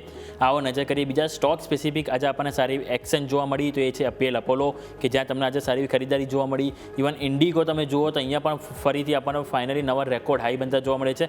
5,665ના આપણને રેકોર્ડ હાઈ બનતા જોવા મળે. હવે સ્વાભાવિક સર કે જે ભારત પાકિસ્તાનને જે પણ તણાવ હતો કે ત્યારે ઘણી બધી એરલાઇન્સ છે કે જેને અમુક રૂટ છે કે જે બંધ કરી દેવામાં આવ્યા હતા અને એ કારણે આ બધા સ્ટોક ખાસ એવા કરેક્ટ થયા હતા. હવે આ બધી વસ્તુ જ્યારે ધીરે ધીરે આપણને પચી રહી છે ત્યારે આ સ્ટોક બધા છે ફરીથી આપણને ફાયરતા જોવા મળી રહ્યા છે. અને ઇન્ડિગો જો આપણે જોઈએ તો 4,500થી 5,500 ઘણી ઝડપથી આપણને આ રનઅપ આપણને જોવા મળે છે. તો હજી લાગે ચાન્સીસ કે આ રનઅપ આપણને 6,000 સુધી સર આપણને લઈ જઈ શકે સર? હવે સૌ પ્રથમ હું વાત કરું ઇન્ડિગો ને કયા ફેક્ટર્સના લીધે ઇન્ડિગો કયા ફેક્ટર્સ કોન્ટ્રીબ્યુટ કરતા. સૌ પ્રથમ ઇન્ડિગોને જે સૌથી ઇમ્પોર્ટન્ટ ફેક્ટર તો ક્રૂડ ઓઇલના પ્રાઇસ, કારણ કે આપણે છેલ્લા 6 મહિનાથી જોઈએ છીએ કે ક્રૂડ ઓઇલના પ્રાઇસ એક રેન્જ બાઉન્ડ છે અથવા ઘટી રહ્યા છે. અને બીજું કે જે પ્રમાણે હવે જીઓ પોલિટિકલ ટેન્શન ઇરેઝ થઈ રહ્યું છે માર્કેટમાં, તો એ ફેક્ટર ઇન્ડિગોને કોન્ટ્રીબ્યુટ કરતું હતું. અને જે ત્રીજું હતું કે જે કન્ટિન્યુ ઇન્ડિગોએ માર્કેટ શેર ઇન્ડિયાના જે ડોમેસ્ટિક માર્કેટમાં ઓલમોસ્ટ 62 to 65% વચ્ચે મેન્ટેન રાખેલું છે. તો 3 ફેક્ટર ઇન્ડિગો માટે કન્ટિન્યુ કોન્ટ્રીબ્યુટ કરતા હતા. પણ જે પ્રમાણે ઇન્ડિગોમાં ઓલરેડી જે આવેલી છે રેલી, એ જોતા મારા મતે ઇન્ડિગોમાં હવે વેઇટ કરવાની સલાહ આપીશ, કારણ કે જે સ્ટોક્સનો મોમેન્ટમ છે અપસાઇડનો એ મહદઅંશે હવે થોડો ધીમો પડેલો દેખાય છે.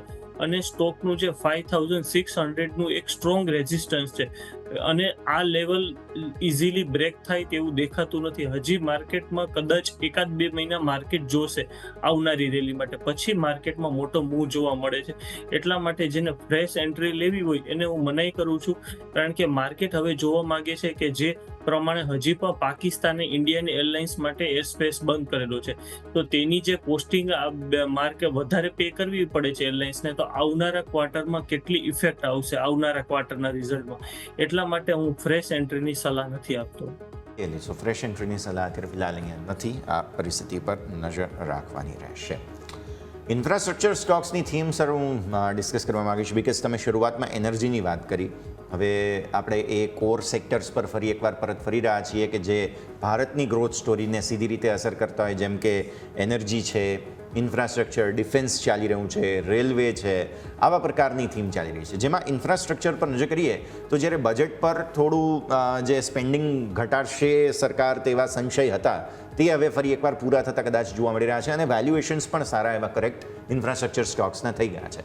કોઈ સ્ટોક તમને પસંદ પડે છે અત્યારે ફિલહાલ? બિકોઝ કેએનઆર કન્સ્ટ્રક્શન અને કેઈઆઈ આ બે મેં હમણાં ડિસ્કસ કર્યા હતા, બંનેમાં જબરદસ્ત એક્શન જોવા મળી રહ્યું છે. તો તમે કઈ રીતે જુઓ છો? પહેલાં તો એ એક ખાસ સમજી લઈએ ઇન્ફ્રાસ્ટ્રક્ચર સેક્ટર. પહેલા હું જો ઇન્ફ્રાસ્ટ્રક્ચર સેક્ટરની વાત કરું તો છેલ્લા જે ઓક્ટોબર મહિનાથી આપણને ખબર છે, સપ્ટેમ્બર એન્ડથી પ્રોફિટ બુકિંગ માર્કેટમાં ચાલુ થયેલું, અને એ પ્રોફિટ બુકિંગમાં મોસ્ટ ઓફ જોઈએ તો ઇન્ફ્રાસ્ટ્રક્ચરના સ્ટોક્સમાં 30-50% જે એના હાઈથી ડાઉનફોલ જોવા મળે છે. અને એ પ્રમાણે મોસ્ટ ઓફ સ્ટોક્સ અત્યારે જે સ્ટોક્સના વેલ્યુ જે પીઈ એક ટાઈમે ઓક્ટોબરમાં 100 ઉપર ચાલતા હતા, તો અત્યારે ઓલમોસ્ટ 50-30 થઈ ગયેલા છે. અને જે પ્રમાણે હવે આરબીઆઈ એગ્રેસિવ એપ્રોચ લીધો છે ઇન્ટરેસ્ટ રેટ કટ કરવામાં, અને બેન્કો પણ પાસિંગ કરી રહી છે બેનિફિટ, એ પ્રમાણે ઇન્ફ્રાસ્ટ્રક્ચર સેક્ટરમાં આપણને આવનારા દિવસોમાં ખૂબ તેજી જોવા મળશે. અને બીજું કે જનરલી જ્યારે લો ઇન્ટરેસ્ટ રેટ હોય છે ત્યારે કોમોડિટીઝના પ્રાઇસમાં એક સારો એવો સ્પાઇક જોવા મળતો હોય છે. બટ તમે જોઈ શકો છો જે ઇન્ફ્રાસ્ટ્રક્ચર રિલેટેડ મટીરિયલ્સના પ્રાઇસમાં કોઈ એવો સ્પાઇક જોવા નથી મળેલો. એ પણ આપણને ઇન્ડિકેટ કરે છે કે ઇન્ફ્રાસ્ટ્રક્ચરની કંપનીઓને માર્જિન પણ સારું રહેવાના ચાન્સીસ છે. અને ત્રીજી વાત કરું તો જે પ્રમાણે સ્ટોક્સ મોસ્ટ ઓફ ઇન્ફ્રાસ્ટ્રક્ચર સ્ટોક્સે જે બોટમ બનાવેલો હતો ને ત્યાંથી ઉપર આવેલા છે, એ પ્રમાણે કેઈઆઈ ઇન્ડસ્ટ્રીઝ છે એ પણ મારો પણ એક સારો પીક છે, કારણ કે સ્ટોકમાં જે બ્રેકઆઉટ ઘણા સમય પછી આપણને એક જોવા મળેલું હતું. એ પ્રમાણે આ સ્ટોકનો મારો ટાર્ગેટ છે અરાઉન્ડ 5000નો, અને હોલ્ડિંગ પીરિયડ હશે અરાઉન્ડ 1 to 1.5 month. ઓકે, તો વાત થઈ ઇન્ફ્રાસ્ટ્રક્ચર થીમ કે જ્યાં તમારે ખાસ કરીને ફોકસ હોવું જોઈએ. પરંતુ બીજું સર એક થીમ જોઈએ કે જે ઘણા દિવસોથી રનઅપમાં તો આજે થોડીક નફા વસૂલી બતાવી રહ્યું છે, ડિફેન્સ થીમ.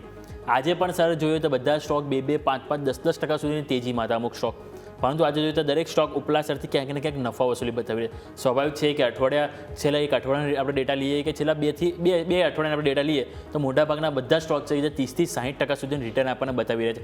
ચાહે પારસ ડિફેન્સ હોય, ચાહે કોચિન શિપયાર્ડ હોય, ભારત ડાયનેમિક હોય, બધામાં સારી એવી તેજી જોવા મળી હતી. હવે આવા ટાઈમે ક્વેશ્ચન શું થાય કે જે લોકોએ સારો એવો રનઅપ બતાવ્યો, રાઈટ, કે એ લોકો જેણે તેજી કરી પ્રોફિટ થયો એ લોકોને સારી વસ્તુ, પરંતુ જે લોકો મિસ કરી ગયા છે એ લોકો પહેલાં તો વેઇટ કરતા છે કે આવો ઘટાડો આવે એટલે આપણે ખરીદી કરીએ. તો આવા ટાઈમે કેટલો ઘટાડો આવે કે જે લોકો થોડું એક્યુમ્યુલેટ ટુકડે કરવાની શરૂઆત કરવી જોઈએ, અને કયા સ્ટોક છે કે જેની ઉપર ખાસ કરીને ફોકસ કરવું જોઈએ સર? યસ, ખૂબ સારો પ્રશ્ન, કારણ કે મારે છેલ્લા અઠવાડિયેથી આ પ્રશ્ન ડિફેન્સ સેક્ટરને લીધે મને મારા યુઝરો પણ પૂછી રહ્યા હતા. સૌપ્રથમ આપણે વાત કરીએ કે આપણે 1 મહિના પહેલા કદાચ શોમાં ડિસ્કસ કરતા હતા કે ડિફેન્સના કયા સ્ટોક્સ બાય કરવા પડે, ત્યારે અમે લોકોએ મારો ઓપિનિયન પારસ ડિફેન્સ અને ભારત ઇલેક્ટ્રોનિક્સ હતો. તો હવે હું પર્ટિક્યુલરલી તમને પારસ ડિફેન્સની જ વાત કરું તો પારસ ડિફેન્સ 1 વર્ષ પહેલા પણ 1500 ચાલતો હતો, 1700, અને પછી સ્ટોકમાં પ્રોફિટ બુકિંગ જોવા મળ્યું. હવે સ્ટોકને જે ટ્રેન્ડ નક્કી કરી 2 ફેક્ટર હોય છે. એક ફેક્ટર હોય છે કે એનો સ્ટોકના માટે સેન્ટિમેન્ટ કેવા છે માર્કેટમાં, અને બીજું છે વેલ્યુએશન. આપણે બંનેને ઇમ્પોર્ટન્ટ આપવું છે. હવે ડિફેન્સ સેક્ટરની વાત કરીએ તો આપણે લાસ્ટ મંડે આપણે મોસ્ટ ઓફ ડિફેન્સ સેક્ટરના સ્ટોકમાં પ્રોફિટ બુકિંગ જોયેલું. કારણ હતું કે સીઝ ફાયર, પણ જ્યારે ગવર્મેન્ટની સ્પીચ આવી પ્રાઇમ મિનિસ્ટરની કે આપણે હવે વધારે પડતું મેક ઇન ઇન્ડિયા ઉપર ફોકસ કરવાનું, અને પછીથી આ ડિફેન્સ સેક્ટરમાં આપણને કન્ટિન્યુ રેલી જોવા મળી છે. મોસ્ટ ઓફ ડિફેન્સ સેક્ટરના સ્ટોકની વાત કરીએ તો 50-70% રિટર્ન આપેલું છે સ્મોલ કેપની. ધારો કે પારસ ડિફેન્સ છે, વોર પહેલા ₹1000 ચાલતો હતો, અને પછી આજનો જ આપણે હાઈ જોઈએ તો 1900 છે. એ પ્રમાણે મોસ્ટ ઓફ ડિફેન્સ સેક્ટરના સ્ટોકે 50% એટલીસ્ટ રિટર્ન આપેલું જ છે. અને હવે તો કે નવા એન્ટ્રીની વાત કરી કે જે તમે વ્યોમિક પૂછતા હતા કે નવી એન્ટ્રી ક્યારે કરવી જોઈએ, તો જનરલી આપણે 20% તો મિનિમમ પ્રોફિટ બુકિંગનો વેઇટ કરવો જોઈએ કોઈ પણ ડિફેન્સ સેક્ટરનો સ્ટોક હોય, કારણ કે એટલીસ્ટ 20% પ્રોફિટ બુકિંગ આવશે. હવે આપણને પણ ખબર છે કે જે પ્રમાણે ગવર્મેન્ટ પણ કહે છે કે ઓપરેશન સિંદૂર હજી ઓવર નથી થયું, અને આવનારા દિવસોમાં હજી પણ ગવર્મેન્ટનું આ જે જીઓપોલિટિકલ ટેન્શન છે ઇન્ડિયાનું કમ્પ્લીટ ખતમ નથી થવાનું, આપણે પણ વર્ષોથી જોઈએ છે. એ પ્રમાણે તો કે આ ડિફેન્સ સેક્ટરની હજી પણ ગવર્મેન્ટે જે અનાઉન્સ કરેલું છે કે આવતું ડિફેન્સ બજેટ અમે ખૂબ વધારવાના છીએ, જે પ્રમાણે ગવર્મેન્ટનું સ્પેન્ડિંગ વધવાનું, એ પ્રમાણે ડિફેન્સ સેક્ટરમાં એવું નથી કે કમ્પ્લીટ પ્રોફિટ બુકિંગ આપણે કરી લેવું જોઈએ. બટ હા, જેને નવી એન્ટ્રી લેવી હોય એને એટલીસ્ટ આ લેવલથી 20% આજે પણ આપણે જોઈ શકીએ છીએ કે એટલીસ્ટ 5 to 10%, અમુક સ્ટોકમાં 5%નો પણ ડાઉનફોલ આવેલો છે, અમુકમાં 2 to 3%નો આવેલો છે. તો એટલીસ્ટ જે બ્લુ ચિપ કંપની છે એમાં 10 to 15% અને મિડ કેપમાં 15 to 20%નો ડાઉનફોલ આવે પછી ખરીદવાની સ્ટાર્ટ કરવી જોઈએ. ઓકે, સો વ્યૂ થોડો હજુ પણ ઘટાડો આવે ત્યારબાદ જ ખરીદી કરવાનો રહેશે. આવો બ્રેકનો સમય, બ્રેક બાદ ભારતીય માર્કેટ્સ ક્લોઝ થઈ રહ્યા છે. બધા જ સંકેતો પણ જોઈશું.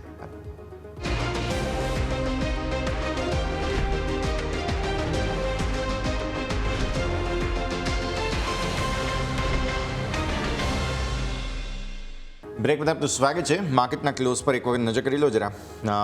એકદમ ઠંડુ ક્લોઝ થયું છે 74 પોઈન્ટના ઘટાડા સાથે. સેટલમેન્ટ થઈ જવા દઈએ તો પણ 24,900 ને નીચે, સોરી 25,000 ને નીચે 24,916નો જે લો બન્યો છે ત્યાંથી સમથિંગ ઉપર આસપાસનું કંઈક સેટલમેન્ટ થતું જોવા મળશે.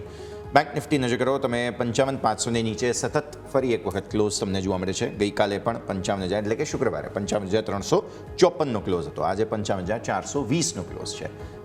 Interesting close. Okay. Mid cap small cap, mid cap એકદમ ફ્લેટ 57,100 ને ઉપરનો ક્લોઝ આપવામાં સફળતા. 17,649 સ્મોલ કેપ, અહીંયા 0.5% આસપાસની મજબૂતી.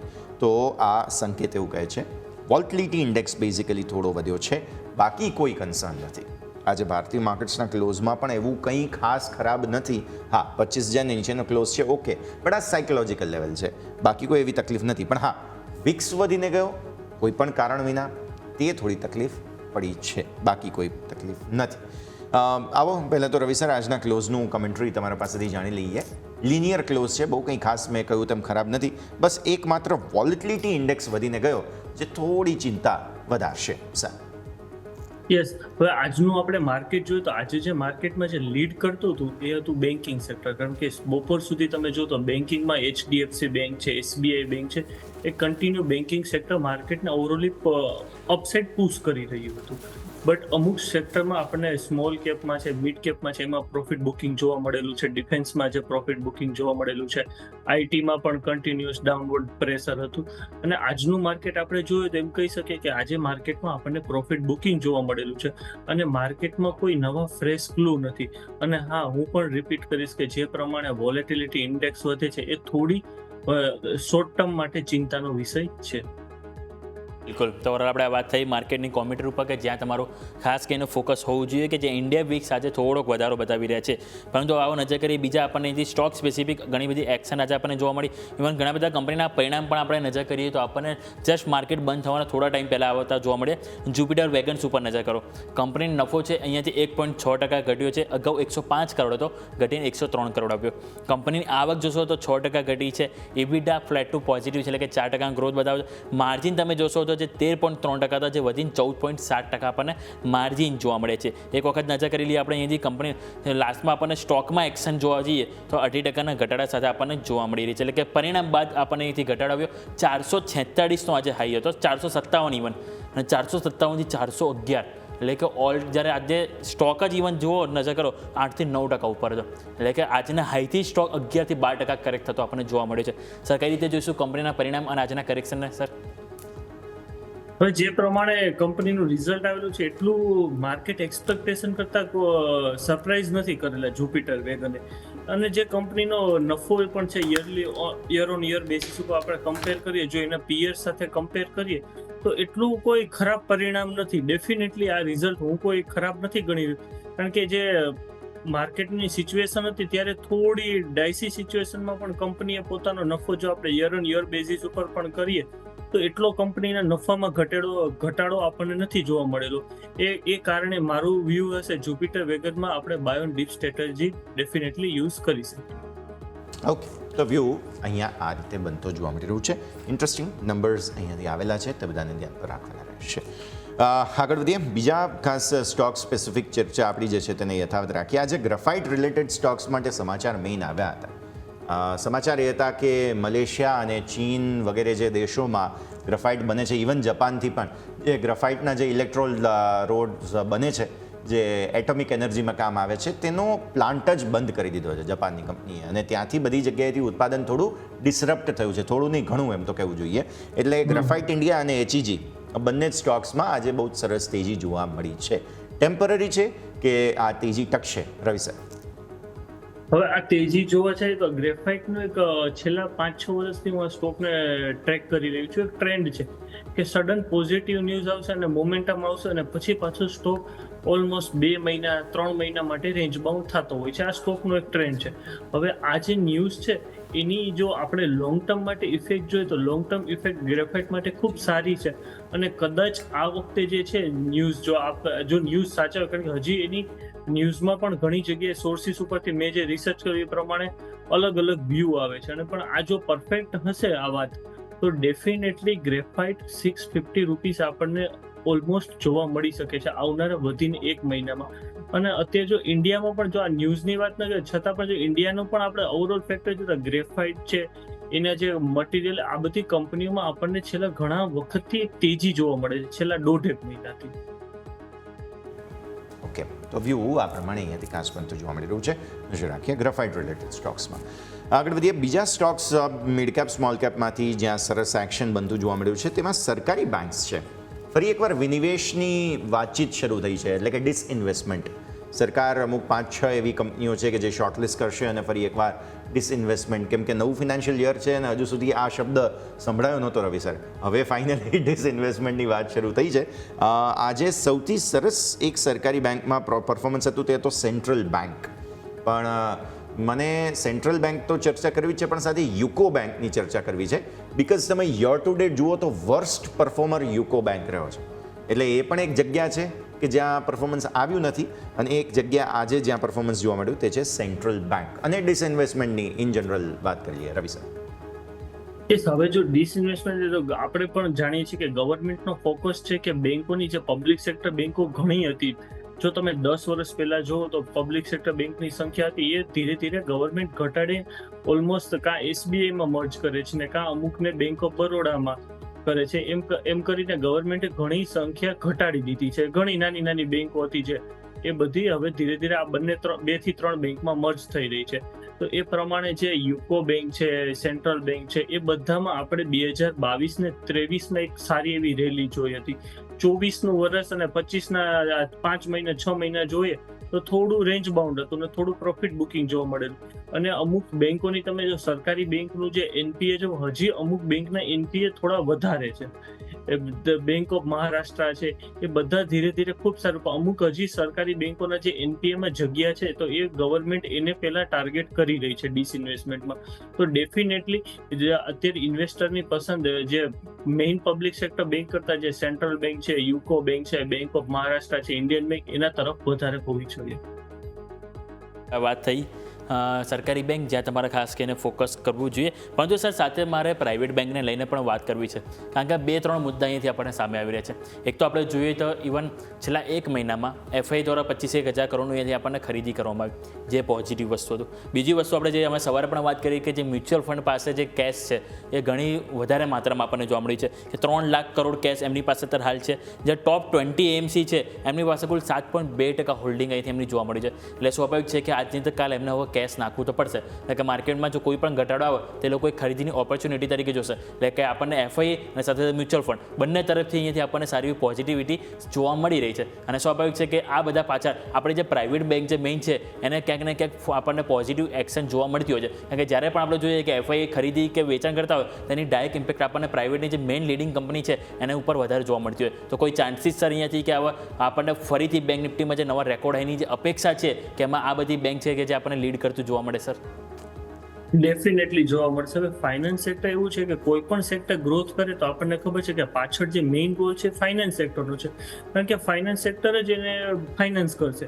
અને જે પ્રમાણે તમે પ્રાઇવેટ સેક્ટરની બેંકની વાત કરો છો, છેલ્લા તમે 2 ક્વાર્ટરના રિઝલ્ટ જો જ્યારે ઇન્ટરેસ્ટ રેટ હાઈ ટેરિટરી હતો, આપણે જે ઇન્ટરેસ્ટ હાઈ ટેરિટરીમાં જીવતા હતા ત્યારે પણ પ્રાઇવેટ બેંકે કન્ટિન્યુઅસલી પ્રોપર પરફોર્મન્સ આપેલું છે, ચાહે એચડીએફસી બેંક હોય કે આઈસીઆઈસીઆઈ બેંક હોય એ બંને. અને હવે જે બેન્કિંગ સેક્ટર માટે ફેવરેબલ સમય આવી રહ્યો છે તો આવનારા દિવસોમાં હજી પણ આપણને પ્રાઇવેટ સેક્ટરની બેંકો છે, એચડીએફસી બેંક છે, આઈસીઆઈસીઆઈ બેંક છે, એક્સિસ છે, આઈડીએફસી છે, એ ડેફિનેટલી આપણને ખૂબ સારું રિટર્ન આપી શકે છે. કારણ કે એક ટાઈમે આ બધી બેંકોની એનબીએફસી સાથે ખૂબ સારી કોમ્પિટિશન હતી, બટ જે પ્રમાણે આ બેંકોએ એનબીએફસીને ઘણી રીતે પછડાટ આપેલી છે, આ એચડીએફસી છે, આઈસીઆઈસીઆઈ છે, અને એ લોકોએ જે ક્રોસ પ્રોડક્ટનું સેલિંગ કરેલું છે એમાં પણ કંપની ખૂબ સારો પ્રોફિટ કરે છે. પારંપરિક રીતે પહેલા આપણે જે બેંકની જે ઇન્કમ હતી એ ઇન્ટરેસ્ટ ઇન્કમ હતી, પણ હવે જે બેંકને જે બીજા અલગ અલગ સેગમેન્ટમાંથી જે ઇન્કમ બની રહી છે એ કારણ એ જોતા આવનારા દિવસોમાં પ્રાઇવેટ બેંક પણ આપણા માટે એક મલ્ટીબેગર સાબિત થઈ શકે છે, કારણ કે ઓવરઓલ માર્કેટની સ્થિતિ આપણને આ લેવલથી ખૂબ સારી દેખાઈ રહી છે. ની સ્થિતિ હજુ ઇન્ટરેસ્ટિંગ અહીંયાથી ખાસ બની રહી છે, એટલે તેના પર તો નજર આપણે જરૂરથી રાખવાની રહેશે. હવે આગળ વધીએ. અન્ય જે સ્ટોક્સ કે જેમાં આજે થોડું પરફોર્મન્સ ખરાબ રહ્યું હતું, તેમાંથી એક બહુ પરફેક્ટ કેન્ડિડેટ જેમાં તમને વાત કરવાની બહુ મજા આવશે સર, તે છે વોડાફોન. ફરી એક વખત સરકાર કરતાં એમ કહેવું છે સુપ્રીમ કોર્ટે એમની જે એજીઆર પર ખાસ સુનાવણી હતી તેમાં તેમના વિરુદ્ધમાં ચુકાદો આપ્યો છે, એટલે નાણાં તો ચૂકવવા જ પડશે. એક બાજુ સરકારને હિસ્સો આપતા રહ્યા છે, બીજી તરફ એજીઆરનું ચૂકવણું એટલું મોટું થઈ ગયું છે કે ટેલિકોમ સ્પેસમાં એક તો સરકારને BSNL MTNLને આગળ કરવામાં રસ છે, હમણાં 5Gને લઈને પણ ડેવલપમેન્ટ્સ થઈ રહ્યા છે, અને બીજી તરફ વોડાફોન છે કે જે સુધરવામાં કોઈ સંકેતો નથી. ટેલિકોમ સ્પેસ બહુ ઇન્ટરેસ્ટિંગ છે સર આજકાલ. રવિ સર, હવે હું વાત કરું તો વોડાફોનની, તો વોડાફોન આપણે છેલ્લા 3-4 વર્ષથી જોઈએ તો કોઈ પણ ન્યૂઝ બેઝને લીધે વોલેટિલિટી જોવા મળતી છે. અમુક ન્યૂઝ સારા આવે એટલે લોકોમાં પાછો કોન્ફિડન્સ આવે, અને એક નેગેટિવ ન્યૂઝ આવે ને લોકોનો કોન્ફિડન્સ ડ્રોપ થઈ જતો હોય છે. બટ જે મેઇન આપણે જો ફંડામેન્ટલ વાત કરીએ તો દર મહિને આપણે નંબર્સ જોતા હોય છે, સબસ્ક્રાઇબર નંબર્સ જે ગવર્મેન્ટ રિલીઝ કરતી હોય કે, તો એમાં કોઈ દિવસ તમને વોડાફોનના છેલ્લા 1-1.5 વર્ષમાં જો તો વોડાફોનના સબસ્ક્રાઇબર ઓછા થતા જોવા મળશે. એ આપણને વીકનેસ કંપનીની સૂચવે છે કે અત્યાર સુધી કંપની આપણને પણ ખબર છે ડેપ્ટમાં છે, પણ હવે નેક્સ્ટ શું, તો નેક્સ્ટમાં જે કંપનીનું જે મેઇન રેવન્યુ છે સબસ્ક્રાઇબર પાસેથી આવે છે, પણ જનરલી દરેક મહિને આપણને સબસ્ક્રાઇબરનો ડેટા આવતો હોય છે, એ વોડાફોન ઇન્વેસ્ટર્સને નિરાશ કરે છે. એ કારણે મારો વ્યૂ રહેશે કે વોડાફોનનો શેર કમ્પ્લીટલી અવોઇડ કરવો છે, કારણ કે કંપનીના ફંડામેન્ટલ્સ જ પોઝિટિવ નથી. ઓકે, તો અવોઇડ કરવાની સલાહ બની રહી છે વોડાફોન આઈડિયા, કે જ્યાં તમારા માટે એક રવિ સર તરફથી આઈડિયા છે જેની પર તમારે ખાસ કરીને ફોકસ કરવું જોઈએ. હમણાં સર ઓલરેડી આપણે વાત કરી ઇન્ફ્રાસ્ટ્રક્ચર ઉપર, જશે પણ તમને ક્વેશ્ચન પૂછ્યો, પરંતુ એક IRB ઇન્ફ્રા આપણે એક વખત વાત કરવી છે, કારણ કે જસ્ટ રિસેન્ટલી આપણા માર્કેટ બંધ થયા બાદ કંપનીના પરિણામ આવ્યા છે.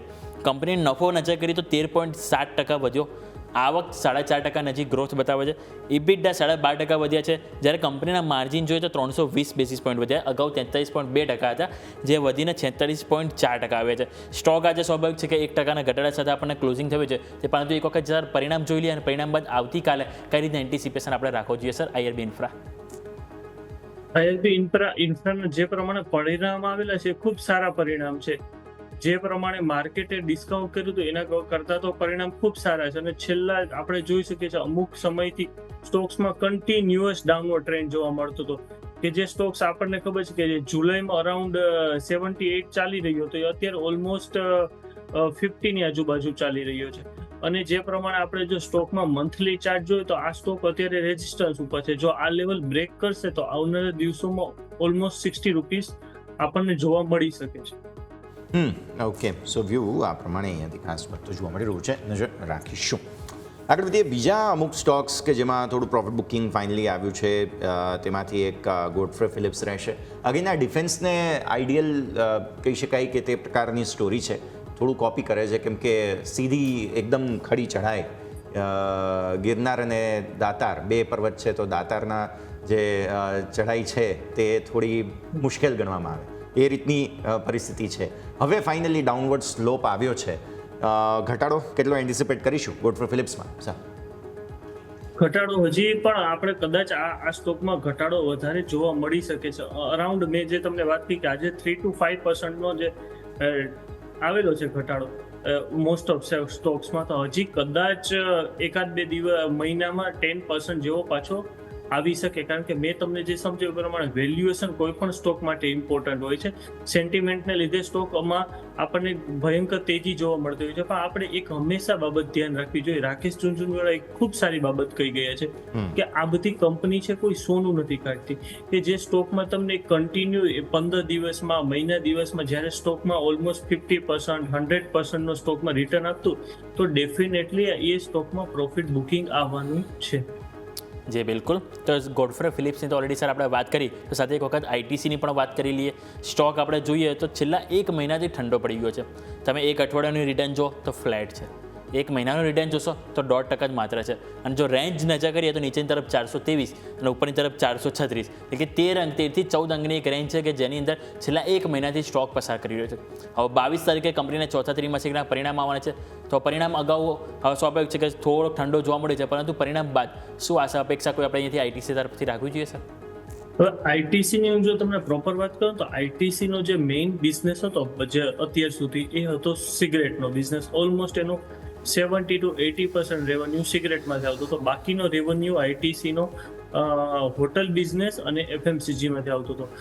પછી કોરોના પછી જે પ્રમાણે આઈટીસીએ પોતાના બિઝનેસમાં ડાયવર્સિફિકેશન કરેલું છે અને આઈટીસી જે અલગ અલગ સેક્ટરમાં ઇન્વેસ્ટ કરી રહી છે એ કારણે થોડા એના 1-2 વર્ષથી જે રિઝલ્ટ આપણે જોઈએ અથવા કંપનીના સ્ટોકનો પ્રાઇસ જોઈએ મ્યુટ છે. જે રીતે રિલાયન્સ 2014 to 16માં તમે જોઈ શકો છો રિલાયન્સનો ભાવ એકદમ રેન્જ બાઉન્ડ હતો કારણ કે કંપની ત્યારે એક્સપાન્શનના પ્લાનમાંથી એ પ્રમાણે આઈટીસી પણ અત્યારે એક્સપાન્શનના પ્લાનમાંથી પસાર થઈ રહી છે. એ કારણે આઈટીસીનો ભાવ અત્યારે આપણને થોડો રેન્જ બાઉન્ડ છે. અમુક ટાઈમથી પાછો આપણે જે 2020-21માં તો એવા ઝોનમાં જોવા મળી રહ્યો છે.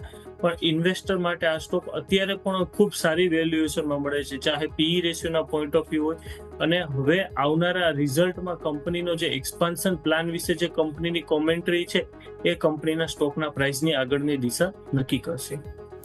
ઓકે, સો વ્યૂ આ પ્રમાણે અહીંયા આઈટીસીને પણ આપણે સારી ડિસ્કસ કરેલું છે.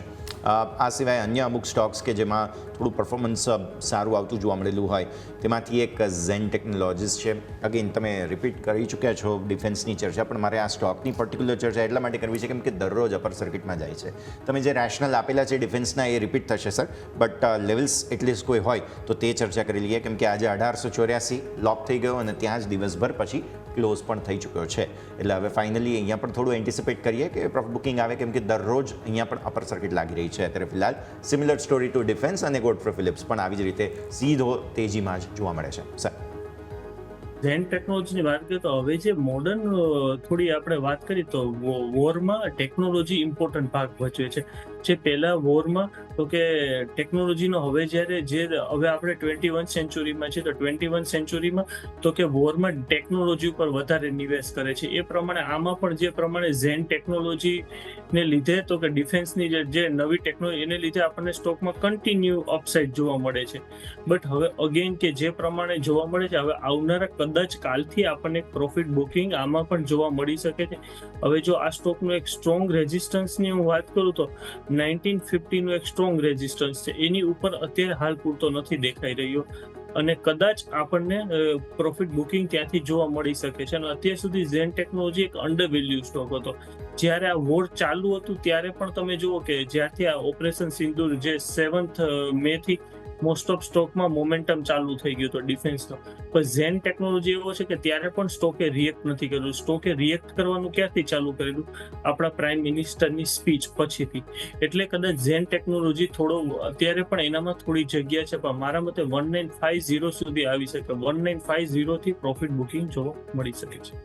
ઓકે, તો જેન્સા ટેકનોલોજી જ્યાં તમારું ખાસ કરીને ફોકસ હોવું જોઈએ. બીજો સર આજે જે એક સ્ટોક હતો કે જે સારી એવી તેજીમાં બતાવ્યો હતો બજાજ ઓટો, અને આજે ફાઇનલી સ્ટોક 2025માં પોઝિટિવ રિટર્ન તરફ વળ્યો છે. કારણ કે છેલ્લા 2025 આપણે જોઈએ તો સતત આપણને નેગેટિવ રિટર્નમાં હતો અને આજે આપણે જોઈએ તો સતત 8મો દિવસ છે કે હાયર હાઈ હાયર લો આપણને બન્યો છે. એટલે કે સારું એવું બ્રેકઆઉટ બન્યું, સારું એવું આપણને રિટર્ન આવો ફાઇનલી 2025ની આપણને હાઈ તરફ બધું જોવા મળી રહ્યું છે. અત્યારે 8,851 ઉપર ક્લોઝિંગ થયું, પરંતુ ઓલ ટાઈમ હાઈ જોઈએ તો 12,700 આજુબાજુ, એટલે હજુ પણ ગેપ ખાસો બધો એવો છે. તો કોઈ ચાન્સીસ સર કે આપણને 9,000 પાર આપણને આ અઠવાડિયામાં લેવલ જોવા મળે સર? તો બજાજ ઓટોમાં જો આપણે વાત કરીએ ને તો બજાજ ઓટોનું ટેકનિકલી હું વાત કરું તો એક 9,100ની આજુબાજુનું એક સ્ટ્રોંગ રેઝિસ્ટન્સ છે અને જે પ્રમાણે સ્ટોકમાં કન્ટિન્યુ મોમેન્ટમ છે એ પ્રમાણે 9,000 આપણને આવી શકે. પણ અત્યારે સ્ટોક ઓલરેડી ઓવરબોટ ઝોનમાં ચાલી રહ્યો છે. કદાચ કાલે સ્ટોક કોન્સોલિડેટ જોવા મળી શકે આપણને, પણ કદાચ વેનસડે થર્સડેની મૂવ તો કે 9,000 સુધી આવી શકે. કારણ કે કોરોના પછી જે પ્રમાણે ટુ વ્હીલર સેગમેન્ટમાં તો કે કન્ટિન્યુ એક તો સેલ્સ ઘટેલું હતું અને બીજું કે અત્યારે જે ટુ વ્હીલર સેગમેન્ટ છે એમાં પણ ઈવી ઉપર વધારે ફોકસ આપી રહ્યું છે. એટલે આખી ઇન્ડસ્ટ્રી ચેન્જ થઈ રહી છે. એ કારણે થોડો સ્ટોક અંડર વેલ્યુ હતો. પણ જે પ્રમાણે કંપનીએ પોતાના ઈવી વ્હીકલ લોન્ચ કરેલા છે અને જે સફળતા મળી રહી છે એ પ્રમાણે ધીરે ધીરે બજાજ ઓટો આપણને કદાચ આવનારા દિવસોમાં 9,200 આવશે અને એ 9,200 સ્ટોક માટે એક સ્ટ્રોંગ રેઝિસ્ટન્સ સાબિત થઈ શકે છે. તો વ્યૂ આ પ્રમાણે અહીંયાથી નજર રાખવાની રહેશે. આઈઆરબી ઇન્ફ્રાના છેલ્લે હમણાં જ પરિણામો જાહેર થયા છે. માર્જિનમાં કંઈક સુધારો જોવા મળી રહ્યો છે. ઓવરઓલ પરિસ્થિતિ રસપ્રદ છે અને નફા સહિતના આંકડાઓ જે છે તે ઇન્ટરેસ્ટિંગ સામે આવતા જોવા મળે છે. આમ પણ ટોલ કલેક્શન જે છે તે સતત વધવાનું છે, એટલે આવી સ્થિતિમાં તમે જુઓ નફો, આવક બધાના આંકડામાં થોડા થોડા સુધારા જોવા મળેલા છે. 50 પર છે સર સ્ટોક, જે સ્પ્લિટ કરવામાં આવ્યો ત્યારબાદ ફટાફટ ફરી એકવાર વધી ગયો હતો, હમણાં ઠંડો પડ્યો છે. IRB ઇન્ફ્રા, શું એન્ટિસિપેશન્સ સર? આઈઆરબી ઇન્ફ્રામાં મારો જે અત્યારનો જે ટાર્ગેટ છે, જે પ્રમાણે સ્ટોક છે અત્યારે જે રિઝલ્ટ આપેલું છે, અને તો મારો પહેલો જે ટાર્ગેટ છે જે એ અરાઉન્ડ 60 રૂપીસનો છે. પણ અત્યારે સ્ટોકમાં એક નાનકડું એવું અત્યારે એક રેઝિસ્ટન્સ ઉપર છે, 50.50 અરાઉન્ડ એક સ્ટોકનું એક રેઝિસ્ટન્સ છે, અને એની ઉપર ડેફિનેટલી આ સ્ટોક 60 રૂપીસ સુધી આવી શકે છે. ઓકે, તો IRB ઇન્ફ્રા કે જેમાં ઓલરેડી આપણે સર સાથે વાત કરી છે અગાઉ, કે જેમાં તમારા ખાસ કરીને ફોકસ હોવું જોઈએ. બીજું સર, એક કેપિટલ માર્કેટ થીમ સર આપણે શોર્ટમાં આપણે તમારી સાથે રિવ્યૂ લેલું. CDSL નજર કરો, MCX લઈ લઈએ, સાથે આપણે Motilal financial services, even BSE છે કે આપણને સતત તેજી બતાવી. જ્યારથી માર્કેટે ન્યૂનતમ સ્તરથી સપોર્ટ લીધો છે ત્યારે બધા સ્ટોક છે કે સારા એવા ખરીદારીના મૂડમાં આવ્યા છે. તો એક વખત સર શોર્ટમાં ચાર જે મેઇન સ્ટોક છે કે Bombay stock exchange, MCX, CDSL, આ 3 સ્ટોક છે કે જેની ઉપર એક વખત સર રિવ્યૂ લઈ લઈએ કે આપણને શું રણનીતિ આગળ અપનાવી જોઈએ છે. યસ, હવે સૌપ્રથમ મારી વ્યૂ હશે બોમ્બે સ્ટોક એક્સચેન્જમાં. તો મારી સલાહ રહેશે બોમ્બે સ્ટોક એક્સચેન્જમાં હવે પ્રોફિટ બુક કરવાની સલાહ આપીશ, કારણ કે ઓલમોસ્ટ સ્ટોક હવે ઓવરબોટ ઝોનમાં ટ્રેડ થઈ રહ્યો છે. તો મારી સલાહ ઇન્વેસ્ટર્સને રહેશે બોમ્બે સ્ટોક એક્સચેન્જમાંથી પ્રોફિટ બુક કરવી, અને NSE પણ અનલિસ્ટેડ માર્કેટમાં ખૂબ સારા વેલ્યુએશનમાં અત્યારે ટ્રેડ થઈ રહ્યો છે, તો હું એ બાય કરવાની સલાહ આપીશ.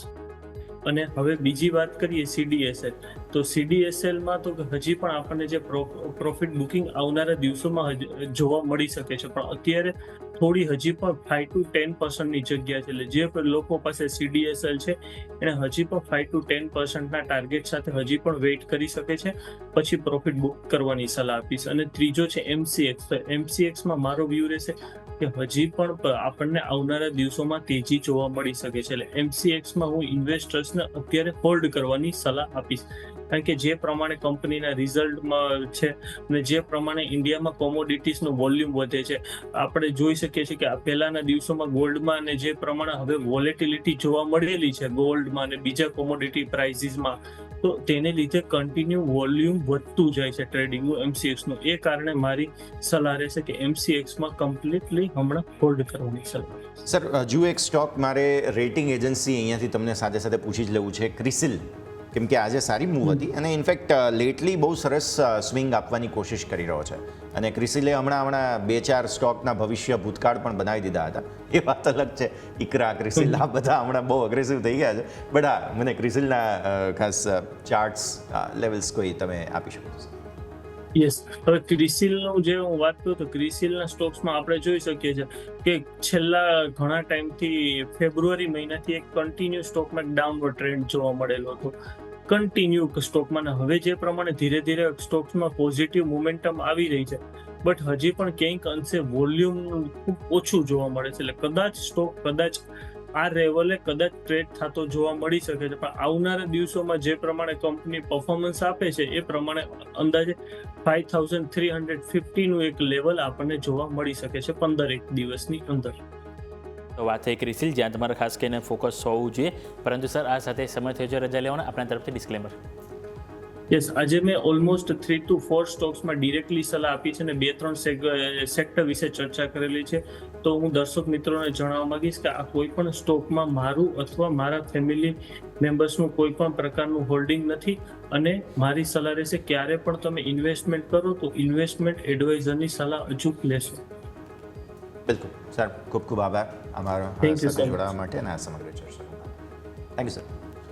તો ભારતીય માર્કેટ્સ છેલ્લે ઠંડુ ક્લોઝ મામૂલી વેચવાલીના સંકેતો સાથે જોવા મળ્યું છે. સપ્તાહની શરૂઆત એવી એક્સાઇટિંગ જોઈએ એવી નથી, બટ હા, થોડું પ્રોફિટ બુકિંગ ડેફિનેટલી આવ્યું છે. મિડ કેપ સ્મોલ કેપે હજુ પણ રંગ લીલો જાળવી રાખ્યો છે અને વોલેટિલિટી ઇન્ડેક્સ છેલ્લે થોડું વધીને ગયું, જે થોડા કોઝ ઓફ કન્સર્ન્સ આપી રહ્યું છે. આ સરે જ આ શોમાં હાલ બસ આટલું જ. મને અને યોમિકને આપશો રજા. આગળના અપડેટ્સ માટે આપ જોતા રહો ન્યૂઝ કેપિટલ ગુજરાત.